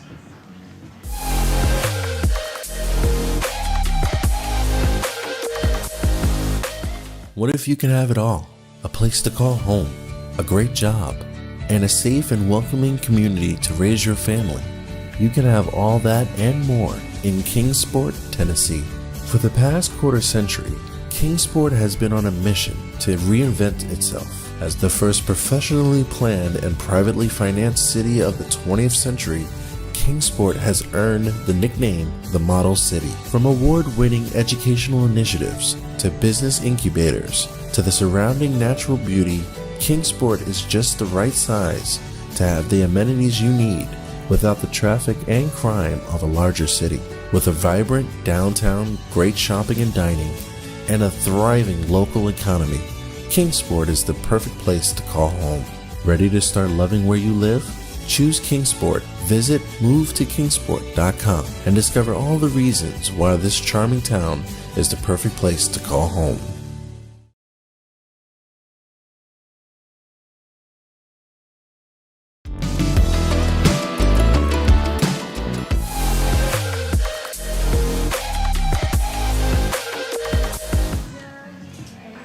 Great game, great tunes here at Hunter Wright Stadium. We're enjoying it up in the booth while you guys enjoy the commercial breaks. We at least get the jam out here in the stadium, and what a game we have had in front of us. It is a 1-0 ball game. Just 4 combined hits between the two sides. Only 1 for Milligan, 3 for the Lions of Bryan. And we start this 7th inning with the Lions leading 1-0. Cade Cook leads it off. Went down looking in the 4th, grounded over to short in the 2nd.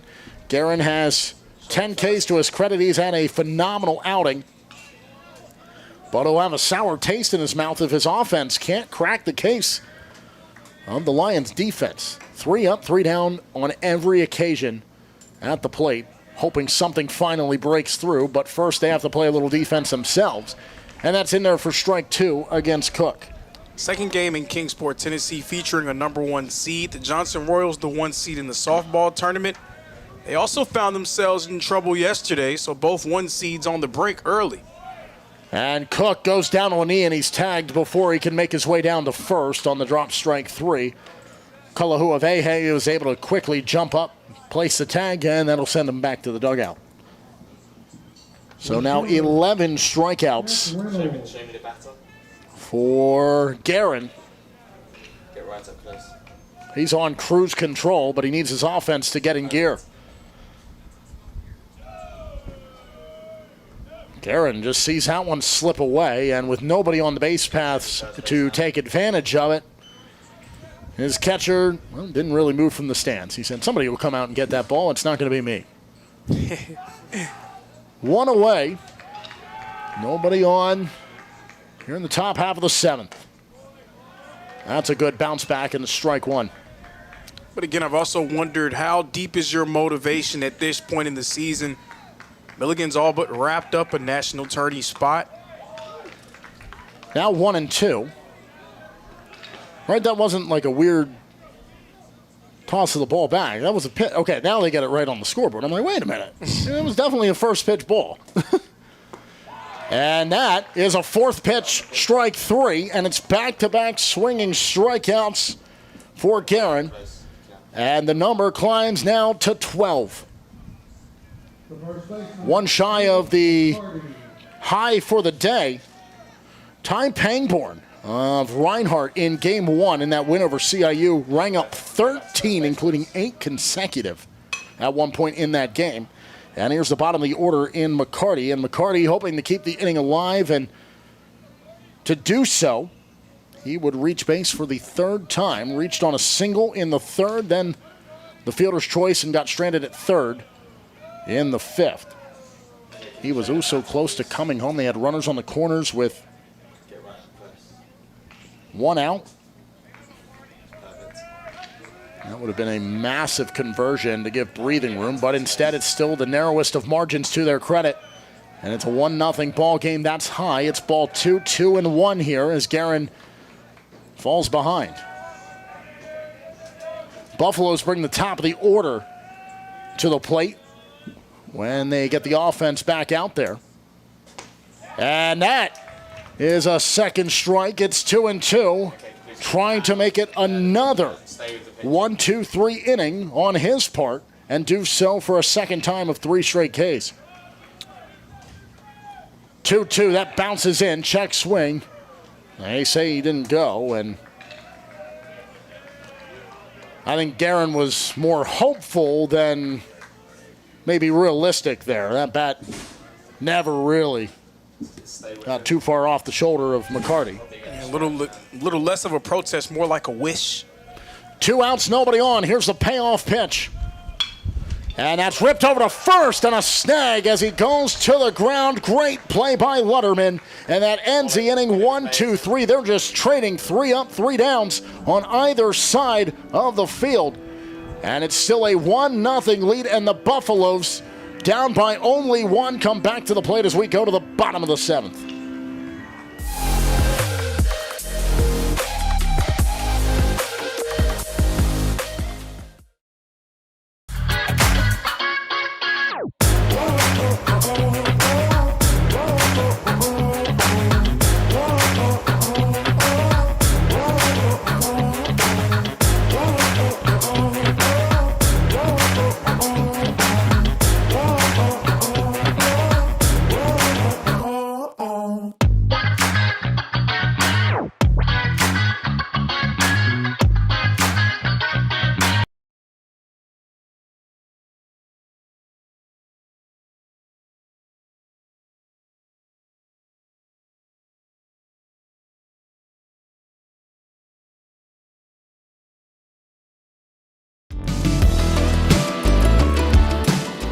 Want to watch your favorite Southeast teams in action? We've got you covered. Stream live games and highlights on YouTube, Twitch, Amazon Fire TV, Stream TV, and more. For all the details, visit our How to Watch page at sesnsports.com. It's your one-stop guide to catching every play, every time, wherever you are. The Southeast Sports Network, bringing the game to you anytime, anywhere.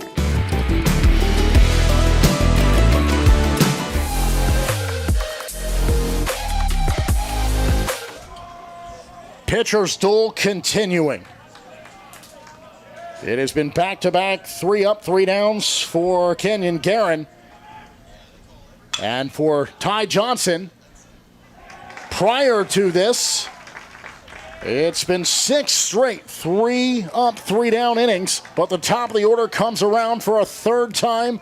And for a 3rd time, Braxton Bear reaches base as the top of the order. You could tell that Caleb Ramsey, the center fielder, was probably expecting that one to carry a little bit more. It just drops right in front of him.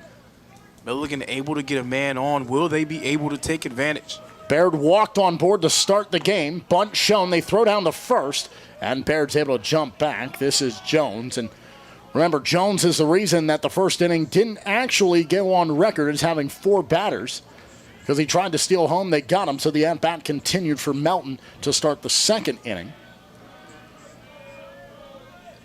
Ball 1. That's right back to him. All that hits off Johnson. This is going to be a tough play. Over to second. Not in time. And Milligan's in business. That is a tough break for Johnson. Came right back to him. Caught off the shin. Just careened away. And a great reaction to at least make the play on it by Will Curcio. But the throw a millisecond off the mark. And it's 2 on to start the inning. And now they'll come out to try to calm down their ace in Ty Johnson. And if Milligan's able to find a way to string a run together in this inning, we're going to look back at that play as a major turning point in this ball game. Johnson just not able to control that one, allowing a runner to get in the scoring position. So now if you're the Buffs, thinking we could just hit something hard enough to the right side, maybe advance one runner to third, possibly even both of them, and see what you can do. Well, barring the near impossibility that is the infamous triple play, we will see a 4th batter in this inning at a minimum. No outs, 2 on. Okay, show me the batter real quick. Most likely on an infield ground ball. It's going to be an attempt to turn 2. So Brody Melton may, with all this, finally be the 4th batter that he was supposed to be back in the first. Okay, go to first. 1-0 ball game, 2 on. After back-to-back singles, bunt is shown. It is fouled by Kalahuavehe, and he will go down as an 0-1 count. Baird at second after the single by Jones advanced him there. He's in scoring position. He is the tying run. Jones is the go-ahead run. And Kalahuavehe at the plate can be the run gifter. He shows bunt all the way. Creeping in from first, they're ready for it. But it pops foul, so take that off the table. And he's going to have to swing for it. It's 0-2. And again, not a surprise to see him try to go to some small ball there. He's been very effective in these situations, just not going his way. This would be a massive bounce back here if Johnson can get the out at the plate. The 0-2 ripped right into the gap. They're going to send the run home. The throw. Cut off, not in time. They throw to third. Out at third, but the run scores. It's a tie ball game. As coming home is Baird to make it a 1-1 contest here in the bottom of the 7th. But behind, they do get the out as Jones, again, trying to take an extra bag. This time gets tagged out at third. And you could tell Morris was angry with Johnson for not allowing that ball to get to him. He felt like he may have been able to get the tag out at home. We'll have to see a replay of it. It may have been bang, bang, but Morris definitely thought he had a chance to prevent that run from being scored. But in that, Kalahuavehe has put himself at first.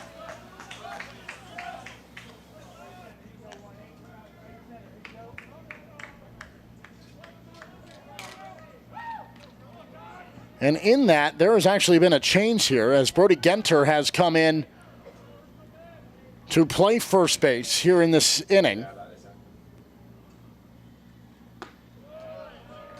As a check swing, right full, it's 1-1. Now running at first base, number 3, Miller Spence. Miller Spence is the pinch runner.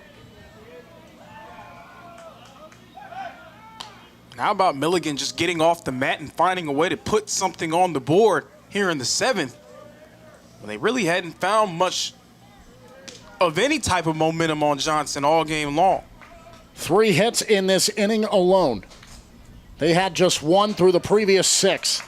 As there's a swing and a miss for strike 2. Brody Melton Twice he has grounded out, once back to Johnson, and then once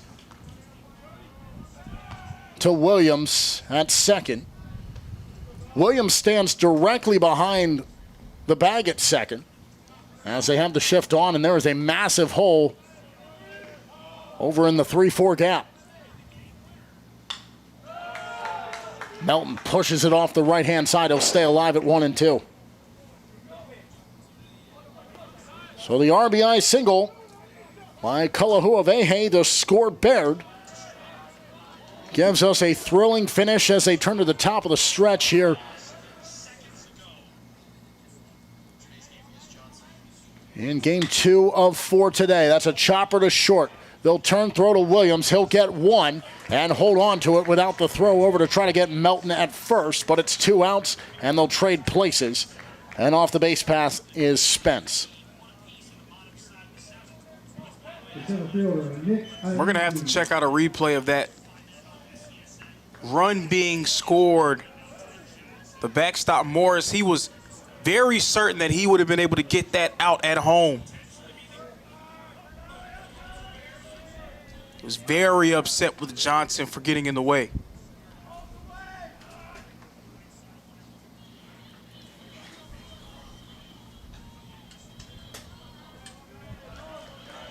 Now, even without the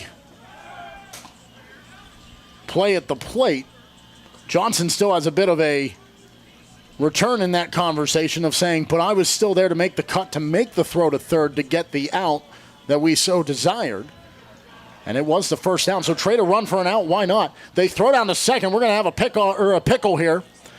As caught in the middle of it is Melton. They're going to try to track him down. And Williams is going to get him. They're going to get out of the inning. And Melton got aggressive, a bit indecisive on the jump. Said, no, I'm committed. I got to go. And he gets caught in the base path and out of it with only one run that ties the game. The 7th inning finally sees Milligan break through. The great performance of Ty Johnson tied up as we go to the top of the 8th, as they say in the Derby. And they're into the stretch. We'll be back with more.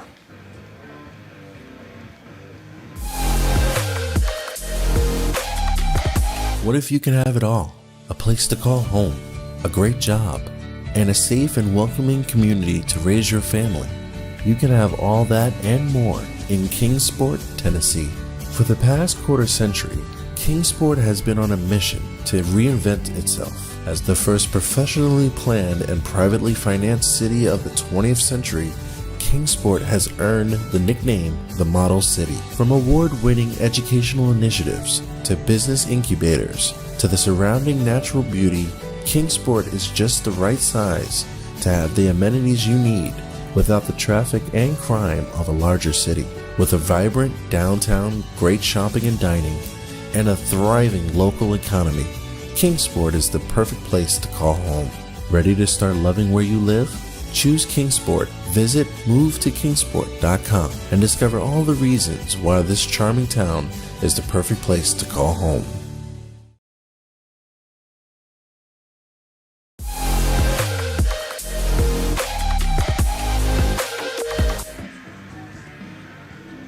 Well, the Buffaloes were in business, still had room to work and a runner on, but caught getting greedy was Brody Melton. And so that ends the inning. And we'll bring the Lions of Bryan College back to the plate. And they'll do so without the lead that they had since the 3rd inning. And here in the top of the 8th, it is a 1-1 ball game. And now, for the first time, Milligan has more hits than Bryan. They picked up 3 to go with their one from earlier. 1 run on 4 hits, 1 run on 3 hits for Bryan. It felt like Milligan, they were clinging on to that, or Bryan rather, they were clinging on to that 1-run lead. Kenyon Guerin was doing a nice job of just letting his team hang around. Campos is going to take this out to left center field. It'll stay in the yard. That's out number 1 as the top of the order is retired. So now all of a sudden the tenor of this game changes because it wasn't like Bryan. They were finding ways to consistently get to Guerin, especially as this game has gone on. Now you have a lot of pressure to try to get through on the pitcher of the year, which has been easier said than done thus far. And if you're Guerin, you're suddenly having a weight lifted off your shoulder. You're in a tie game. You can just continue to do what you're doing. And the storyline has at least changed for now. Because despite having 12 Ks coming into this inning, you were sitting there saying, well, it's only an average outing because he's trailing and gave up the run. But his offense finally breaks through, ties the game. So now he can just continue to cruise free of charge and try to go after what would be a day 2 and really tournament high, tying 13th strikeout in the game. That's in there, strike one. It's 2-1 to Jaron Morris. Morris is the run that scored back in the third, driven in by Caleb Ramsey with that RBI double. And that's strike two. 2-2. Great pitches back-to-back from Guerin.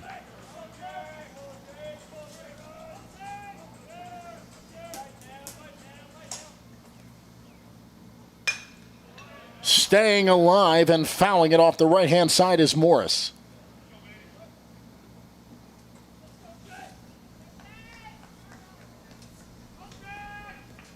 When the Buffs come back to the plate, the at-bat for Nick Aizi will continue. Similar to how Melton had his in the first.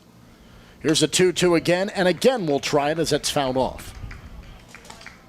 And Guerin's right around that triple-digit mark in total pitches, but it doesn't really seem like he's slowing down. Feels like he's really just getting into form.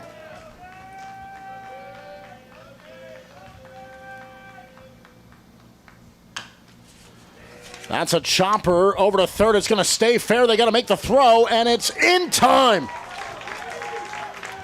The slight hesitation negated by the great throw from third base by Jones, and he guns it over to pick up a big second out and retire Morris. So nobody on for Ramsey as he comes to the plate after a strikeout his last time up, but still being the man that has the RBI that put the run on the board for Bryan. In a classic pitcher's duel, one run just changes everything about the momentum of this game. Even though it's tied up 1 run apiece, it just feels like it's starting to slip away from Bryan, especially if Milligan can continue their momentum at the plate. It's taken them a while to get going, but now that they have, they could build some momentum, and it could unravel for Bryan in what has been a close, well-fought game by both sides. And finally, Milligan rewarded for their persistence of just hanging through there, waiting till they finally get that opportunity to strike. And boy, did they ever, and they could have had more had it not been for Melton getting tagged out in the rundown. The 1-1, that's hammered hard out to right field, and making it on the run. A great play for the third and final out by Brody Melton. He says, I made the mistake last inning. I'll end this one. Bring the bats back to the plate in a 1-1 game, bottom of the 8th, coming down to the wire. Milligan trying to make it 2 in a row with a run, and it could give them a much-needed and well-deserved lead when we come back.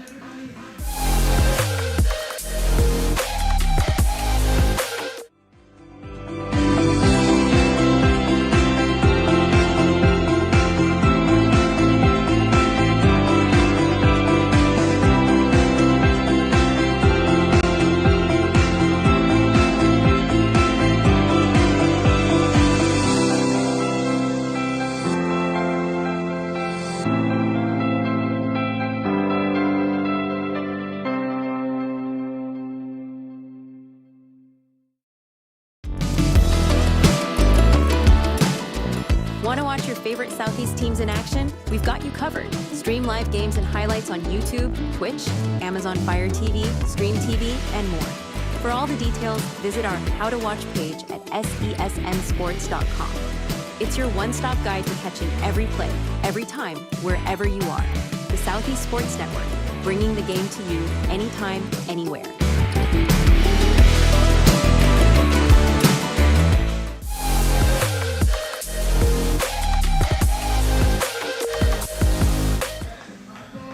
Well, the benefit for these two teams is whoever has the unfortunate task of trying to battle back from a loss. They are in the winner's bracket, and it's a double elimination tournament, so there is more baseball to be played despite a loss. And the way this game has been going, it's one of those, and it feels like an old cliche, right? You hope neither team loses because it's been such a great game, but one team does have to come up short. And it looked for the longest time that maybe it would be Milligan, but they've battled back and made it a 1-1 game here in the bottom of the 8th. But first pitch from Nick Gaiese, who continues his at-bat from the end of the 7th after the rundown on Melton. We'll pop that up, and it's out number 1. That one gets into the gap on the follow-up. Quintero has a single and a board with 1 out. And after only having 1 hit for much of this game, these last 2 innings, Milligan with 4 of them and really starting to pick things up. It was 0 runs on 1 hit for 6 innings. 1 run on 3 has remained for Bryan. And in large part because of the stellar performance, holding steady at 12 Ks is Guerin. And he's hoping he only has 1 more opportunity on the hill for the day, and that his offense can produce some runs and do so here either in the bottom of the 8th and have to avoid playing the bottom of the 9th, or should we stay there, maybe they can muster something up and walk this one off. Ty Johnson. We'll see Lutterman come to the plate. 1 out, 1 on after the single by Quintero. That one, if it's a little more to our side, that's coming right in the window. That's the one we're scared of. It just, what it does is it comes back. It's just such a low angle, and it has enough speed. It rolls up the netting that protects, again, all of those out there. Really, it protects them from us, right? And if we have to go down there and keep the fans in line. Got to try to look alive, man. It's an 0-1 count. Johnson comes home. Lutterman comes away with strike 2.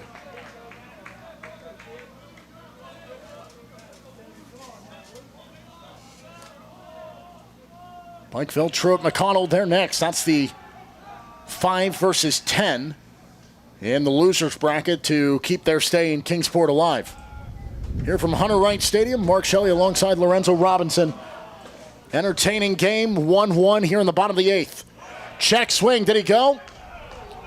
And they say he didn't, but the runner goes. They got him at second. And all of that in the confusion. The at-bat will continue, but they get aggressive and they send the runner, and caught stealing is Quintero.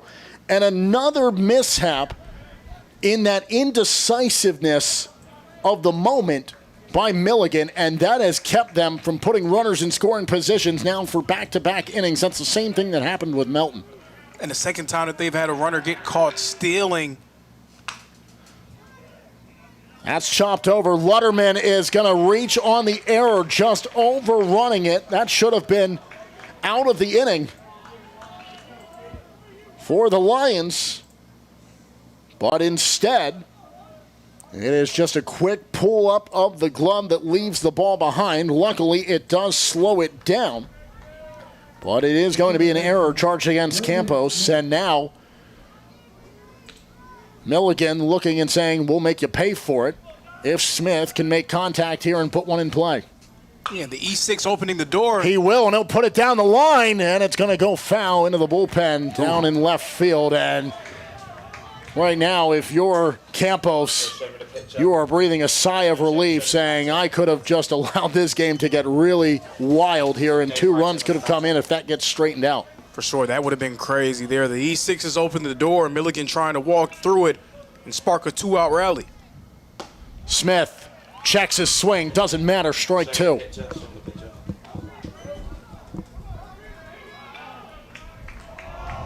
Smith in an 0-2 hole after the foul ball to start things off, and then the strike. 2 outs and a man on in a 1-1 game here in the bottom of the 8th. Johnson delivers, and it just misses. It's 1-2.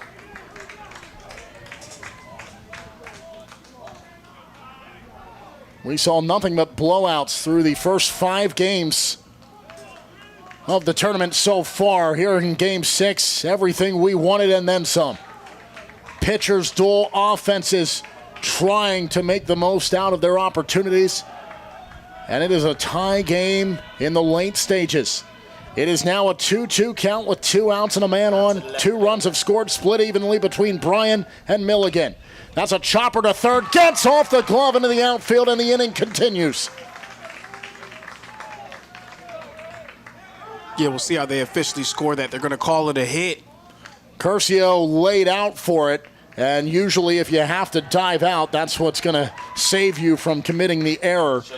And it is a hit. It was a great look at it, and had he made that play, would have been tough anyway to even try to stand up, make that throw in time. But regardless, Smith puts one in play. He kept it down that left-hand side as he had with the first contact on that foul ball. And he earns himself a pass down to first with the single. And now they'll come out and meet at the mound, and we'll see if this is it for Johnson or if they just want to try to calm him down. Yeah, you know that Cyrus Campos has to be kicking himself for allowing this inning to continue. Him and his team in the infield, they've been doing such a phenomenal job making plays all day long. A game of inches here at this phase of the season. And there are 2 that are warming up down in the bullpen. Down to our right-hand side. It's lengthy ways away. There's a cage in front of us, so it's hard to see numbers. Looks as though it might be Eli Walker is one of them. But Johnson will stay in with 2 outs and 2 on. And it's the bottom of the order in Nick Moss.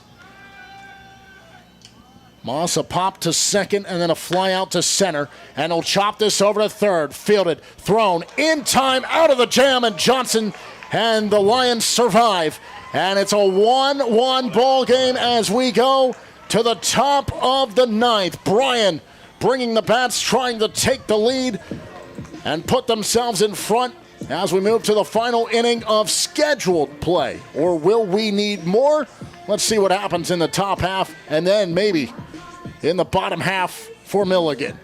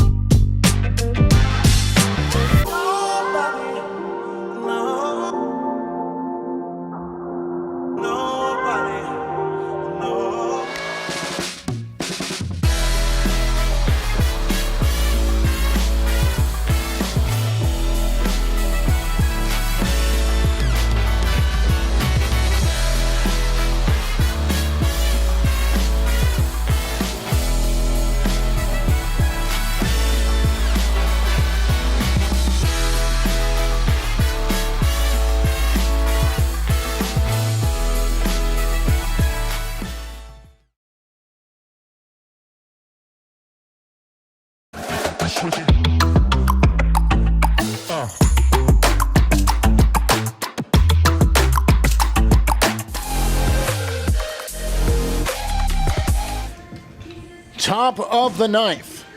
And you see on your screen a fresh face that comes in to pitch. And he will do so against a Lions side that is hoping here in the 9th inning they can take the advantage and put themselves in position to play some good defense for one more frame in the bottom half. Yes, say Vickers, the guy who's now on the mound for Milligan. Vickers so far this year, 3.71 ERA. This will be his 13th appearance of the season, his 10th in relief. And he's coming in a big spot, trying to hold this Bryan lineup at bay and give his group one more chance to break the ice themselves. Vickers' first pitch taken for a hike out to left center field, and it's going to get down for a base hit, a big hop to the warning track, and a lead-off double by guess who? Denaj Williams, the freshman of the year, and he starts the top of the ninth off in scoring position, and the Lions are in business right out of the gate when they need it most. And he's been quiet offensively all game long, but we saw the lead line letting out a roar there over at second base, getting himself into scoring position, trying to bring his team to victory. Curcio's 0 for 3 on the day, but a chance here to try to make amends and do so just like Williams, who also was 0 for 3 entering this. Both very similar. 2 strikeouts in their first 2, and then in their last one, they put the ball in play. Curcio grounded to short. Before that, Williams' most recent, prior to the double he just hit, was a fly out to center. So can Curcio continue it? Their 4th hit of the ball game in this 1-1 tie here in the top of the 9th. Corners are in. He shows bunt, lays it down. Makes a streak, trying to beat out the throw. He cannot, but the runner's in scoring position, standing at third. Johnson gets there. Curcio, job well done. And probably no better time to play a little bit of small ball here. You get Denaj Williams at third. Great chance here to put a run on the board in what has been a pitcher's duel the whole way. And now Skylar Barnett will come to the mound, and he will try to calm down Vickers and just talk to his defense about what's in store and what the game plan is, because the alarm bells are sounding and only 1 out. And that's what happens when not only you have the consistent bat of Williams, but he has the jets to get himself in scoring position. You don't have to waste that bunt to move him there. And even if he was at first, he has the speed to get to second stealing, so you can use that in the ideal situation and move him just 90 feet away from being the go-ahead run in the 9th inning of this ball game, and you have 2 outs to work with. So now, for Morgan Halladay, it's an opportunity to reverse his fortunes. Grounded to second, then back-to-back swinging strikeouts at the hands of Guerin. And without the ace, a runner has moved into scoring position, and we made it almost through the game. They waited until the top of the 9th to bring the rain, and the Lions hoping that when it rains, it pours, and they can pour some on here with the offense. That misses. It's 1-1 with 1 away. Another top freshman in the AAC, Morgan Halladay, coming into this one batting at .311. Halladay fouls it to the right-hand side. It's 1-2. He's behind, but makes contact. Williams standing at third. Go-ahead run is 90 feet from home plate, now about 85, and now down to 80 as he takes his lead. Kalahuavehe came up from that pitch as it's 2-2 and stares down Williams just to keep him there.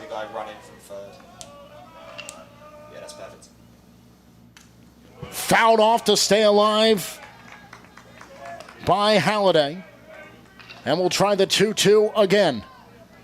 And you go back all the way to the first inning and you circle the second batter in the order, Gavin Jones, and how pivotal that caught stealing going home can be should the Lions score here. That's put into the gap, and the lead belongs to Bryan here in the top of the 9th inning as Williams comes home, and it's an RBI single for Halladay.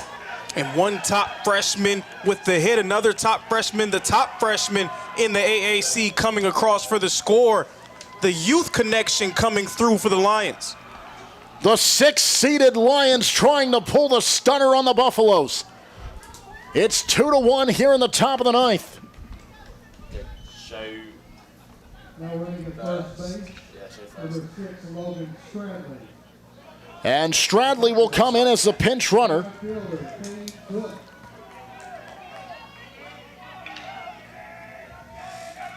He's on for Halliday down at first. One away, so 2 outs still to play with as Cade Cook will take strike one. The insurance run stands at first. Williams, the go-ahead, has already crossed the plate. Vickers comes home. That'll miss, and it's 1-1. And I'm going to be honest, it looked like Bryan was dead in the water. They just could not find a way to get anything going on Guerin. Pitching change, opening the doors. They've been able to sit on Vickers a little bit better. A check swing as that ball drops underneath, and he got it back, and Cook's out in front, 2-1. The rain was brief in its existence. It has subsided, at least for now. The lead is taken by Stradley at first. Vickers out of the stretch. 3 nods, now comes home. And that's going to miss for ball 3. Okay, if he walks. Green light pitch here for Cook. If not, just stay there.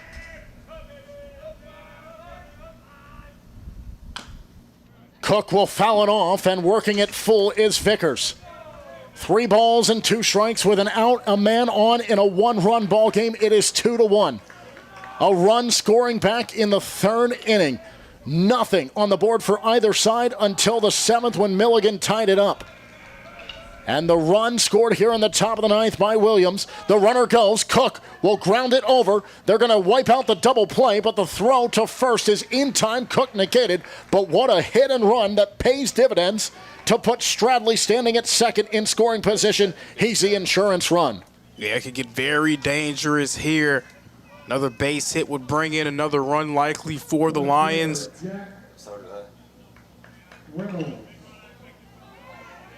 Here, Vickers, you really got to lock in and secure this out. You do not want to allow the floodgates to really open up and put your team behind the 8 ball. Reynolds reached his only time out of 3 with a walk, and he'll see a first pitch strike.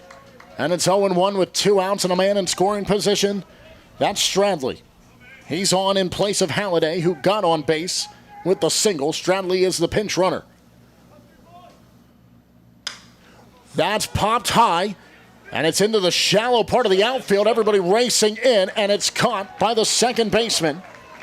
And Smith gets the Buffaloes out of the inning, and they strand a runner, but the run comes across. Williams, the leadoff double, and Halliday pays it off. The RBI single, and it's 2-1. The 6th-seeded Lions over the top-seeded Buffaloes as we go to the bottom of the 9th, and the Buffs must come through in this half inning.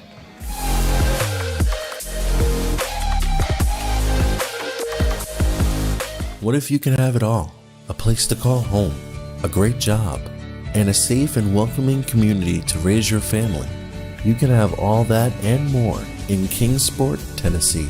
For the past quarter century, Kingsport has been on a mission to reinvent itself as the first professionally planned and privately financed city of the 20th century. Kingsport has earned the nickname the Model City. From award-winning educational initiatives to business incubators to the surrounding natural beauty, Kingsport is just the right size to have the amenities you need without the traffic and crime of a larger city. With a vibrant downtown, great shopping and dining, and a thriving local economy, Kingsport is the perfect place to call home. Ready to start loving where you live? Choose Kingsport. Visit movetokingsport.com and discover all the reasons why this charming town is the perfect place to call home.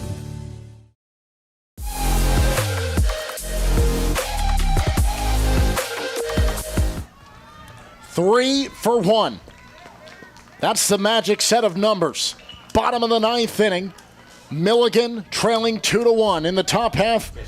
Denaj Williams came across on the RBI single by Morgan Halliday to make it a 2-1 ball game in the winner's bracket.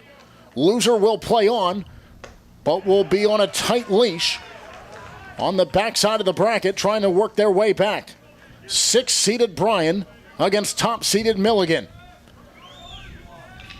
Buffaloes sent out the top of the order. In every time he has come to the plate, Braxton Baird has been the leadoff of the inning. In the first, fourth, and seventh, and now here the ninth. The rain starts to fall again here in Kingsport. Baird fouls it off. It's considerably picked up, too. It's a heavy pour.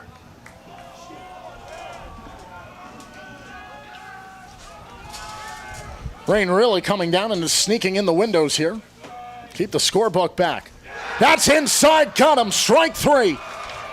Ty Johnson, an emphatic strikeout, the top of the order, and for the first time today, Baird will not reach base. 2 outs away from a stunner here in round two. Gavin Jones, we circled that play in the first inning. They sent him home on the steal, and he was caught trying to get it overly aggressive. Ended the inning, and will it come back in the ultimate way to cost the Buffaloes? They had a man on third, and they sent him home, and it ended the inning.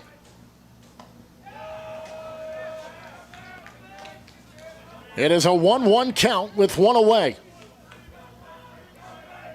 Ty Johnson trying to go the distance. That's a chopper back to Johnson. Easily fielded off the hop. Underhanded to first, and they're an out away from stunning the Buffaloes. And a stunner would be absolutely correct. The number 1 seed entering the AAC tournament on the brink. Bryan in the regular season through all games was a game above 500 at 24-23. Milligan, a mountainous 38-11, earning the top seed in the tournament. 2 outs down to the final as Cade Kalahuavea comes to the plate. First pitch is a ball in the falling rain here in Kingsport. Checks his swing, but it's a strike regardless. 2 outs and a 1-1 count. The base paths are empty. It is a 1-run ball game. Williams scored on the RBI single by Halliday.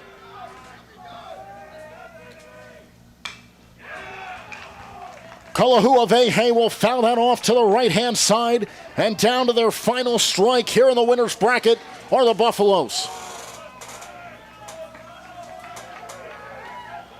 Ty Johnson trying to go the complete game. And they'll have to try again as the 1-2 is fouled off.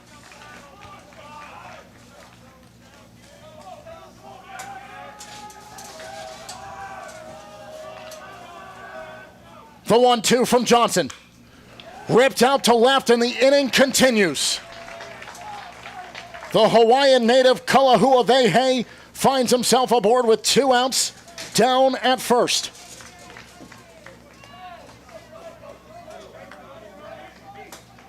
Staying alive and giving his team one last gasp at air. It seemed like they were gonna find it all come to an end. The veteran Andrew Beavers will come to first base. He will be on for Kalahuavea as the pinch runner. Melton takes this for a ride out to deep right field. Back to the warning track. Caught. And Johnson and the Lions knock off top-seeded Milligan. 2-1 the final. The Lions have come to Kingsport and stunned the AAC. The Milligans will play out of the loser's bracket. Despite having the number 1 next to their name, the Lions pull the stunner. And you know who they'll have to see in the loser's bracket for the 3rd consecutive season? Milligan and Reinhardt doing battle to determine who'll move on. And Milligan, now their backs against the wall. This lineup of heavy hitters and strong pitching coming up short against the side that was just a game above 500 in the regular season. And Bryan moves on without a loss here in Kingsport. They've got 2 to work with. But more importantly, they've got 2 wins through 2 games. Day 3, they will enter in the winner's bracket. What a game by Ty Johnson. And keep this in mind for Ty Johnson. until this final inning to lead off the ninth against Braxton Baird. He went the whole game without a strikeout except for that one at the start of the inning. What a time to get it. He went 6 consecutive innings of 1-2-3 baseball. The 7th got to him a little bit. He gave up the run. Got into trouble in the 8th, but gets out of it. And in the 9th, battles back. And the winning run off the bat of Morgan Halliday, the RBI single to score Denaj Williams, who led off the top of the 9th with a double. He comes around the score, and that's the difference. And this Lions side, we thought they had some momentum after their opening win. Now they are just steamrolling ahead, and the wind is in their sails, and they are just cruising into the 3rd round in the winner's bracket. Yeah, and there is absolutely a difference, and I think Milligan is seeing it right now. If I'm their coach, that's what I'm telling them. A huge difference between being a hunter and being the hunted. They've never really been in this situation before, being the top seed and everybody gunning for you. They have to bring their A game every single time on the field. Coming up after this one, amidst all the excitement, they do have to go celebrate elsewhere because we have Game 7 of total of 8 over the first 2 days. Game 3 of 4 here in day 2. It is Pikeville and Truett McConnell. Pikeville empty-handed yesterday against Montreat. They're the 5 seed trying to keep their stay in Kingsport alive. Truett McConnell feeling like we're just happy to be here. But they were the most offensive team of the losers from day 1. They're bouncing back, trying to catch Pikeville sleeping and extend their stay here at the tournament. That's Game 7. That's coming up next. But for now, what a wild finish. 2-1. Bryan stuns Milligan with a top of the 9th run and a great performance by Ty Johnson on the hill. On behalf of our entire crew, for Lorenzo Robinson, I'm Mark Shelley saying so long from Kingsport as we bid you a very pleasant adieu.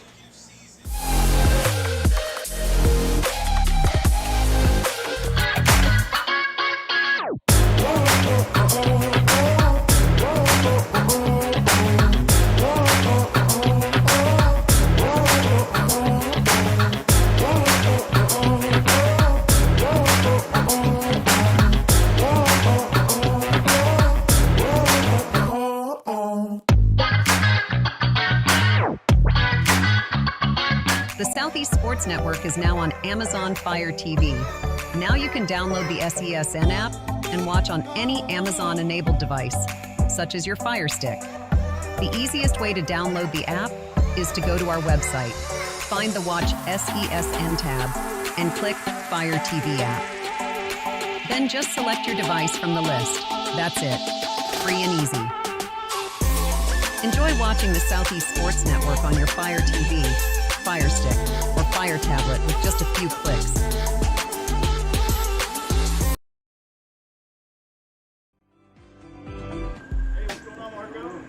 We didn't come to fix Marco's brakes because it was convenient or fast. We did it because Marco has bigger fish to fry and a lot of hungry people to feed. Kraus Family Ford. Passion drives purpose.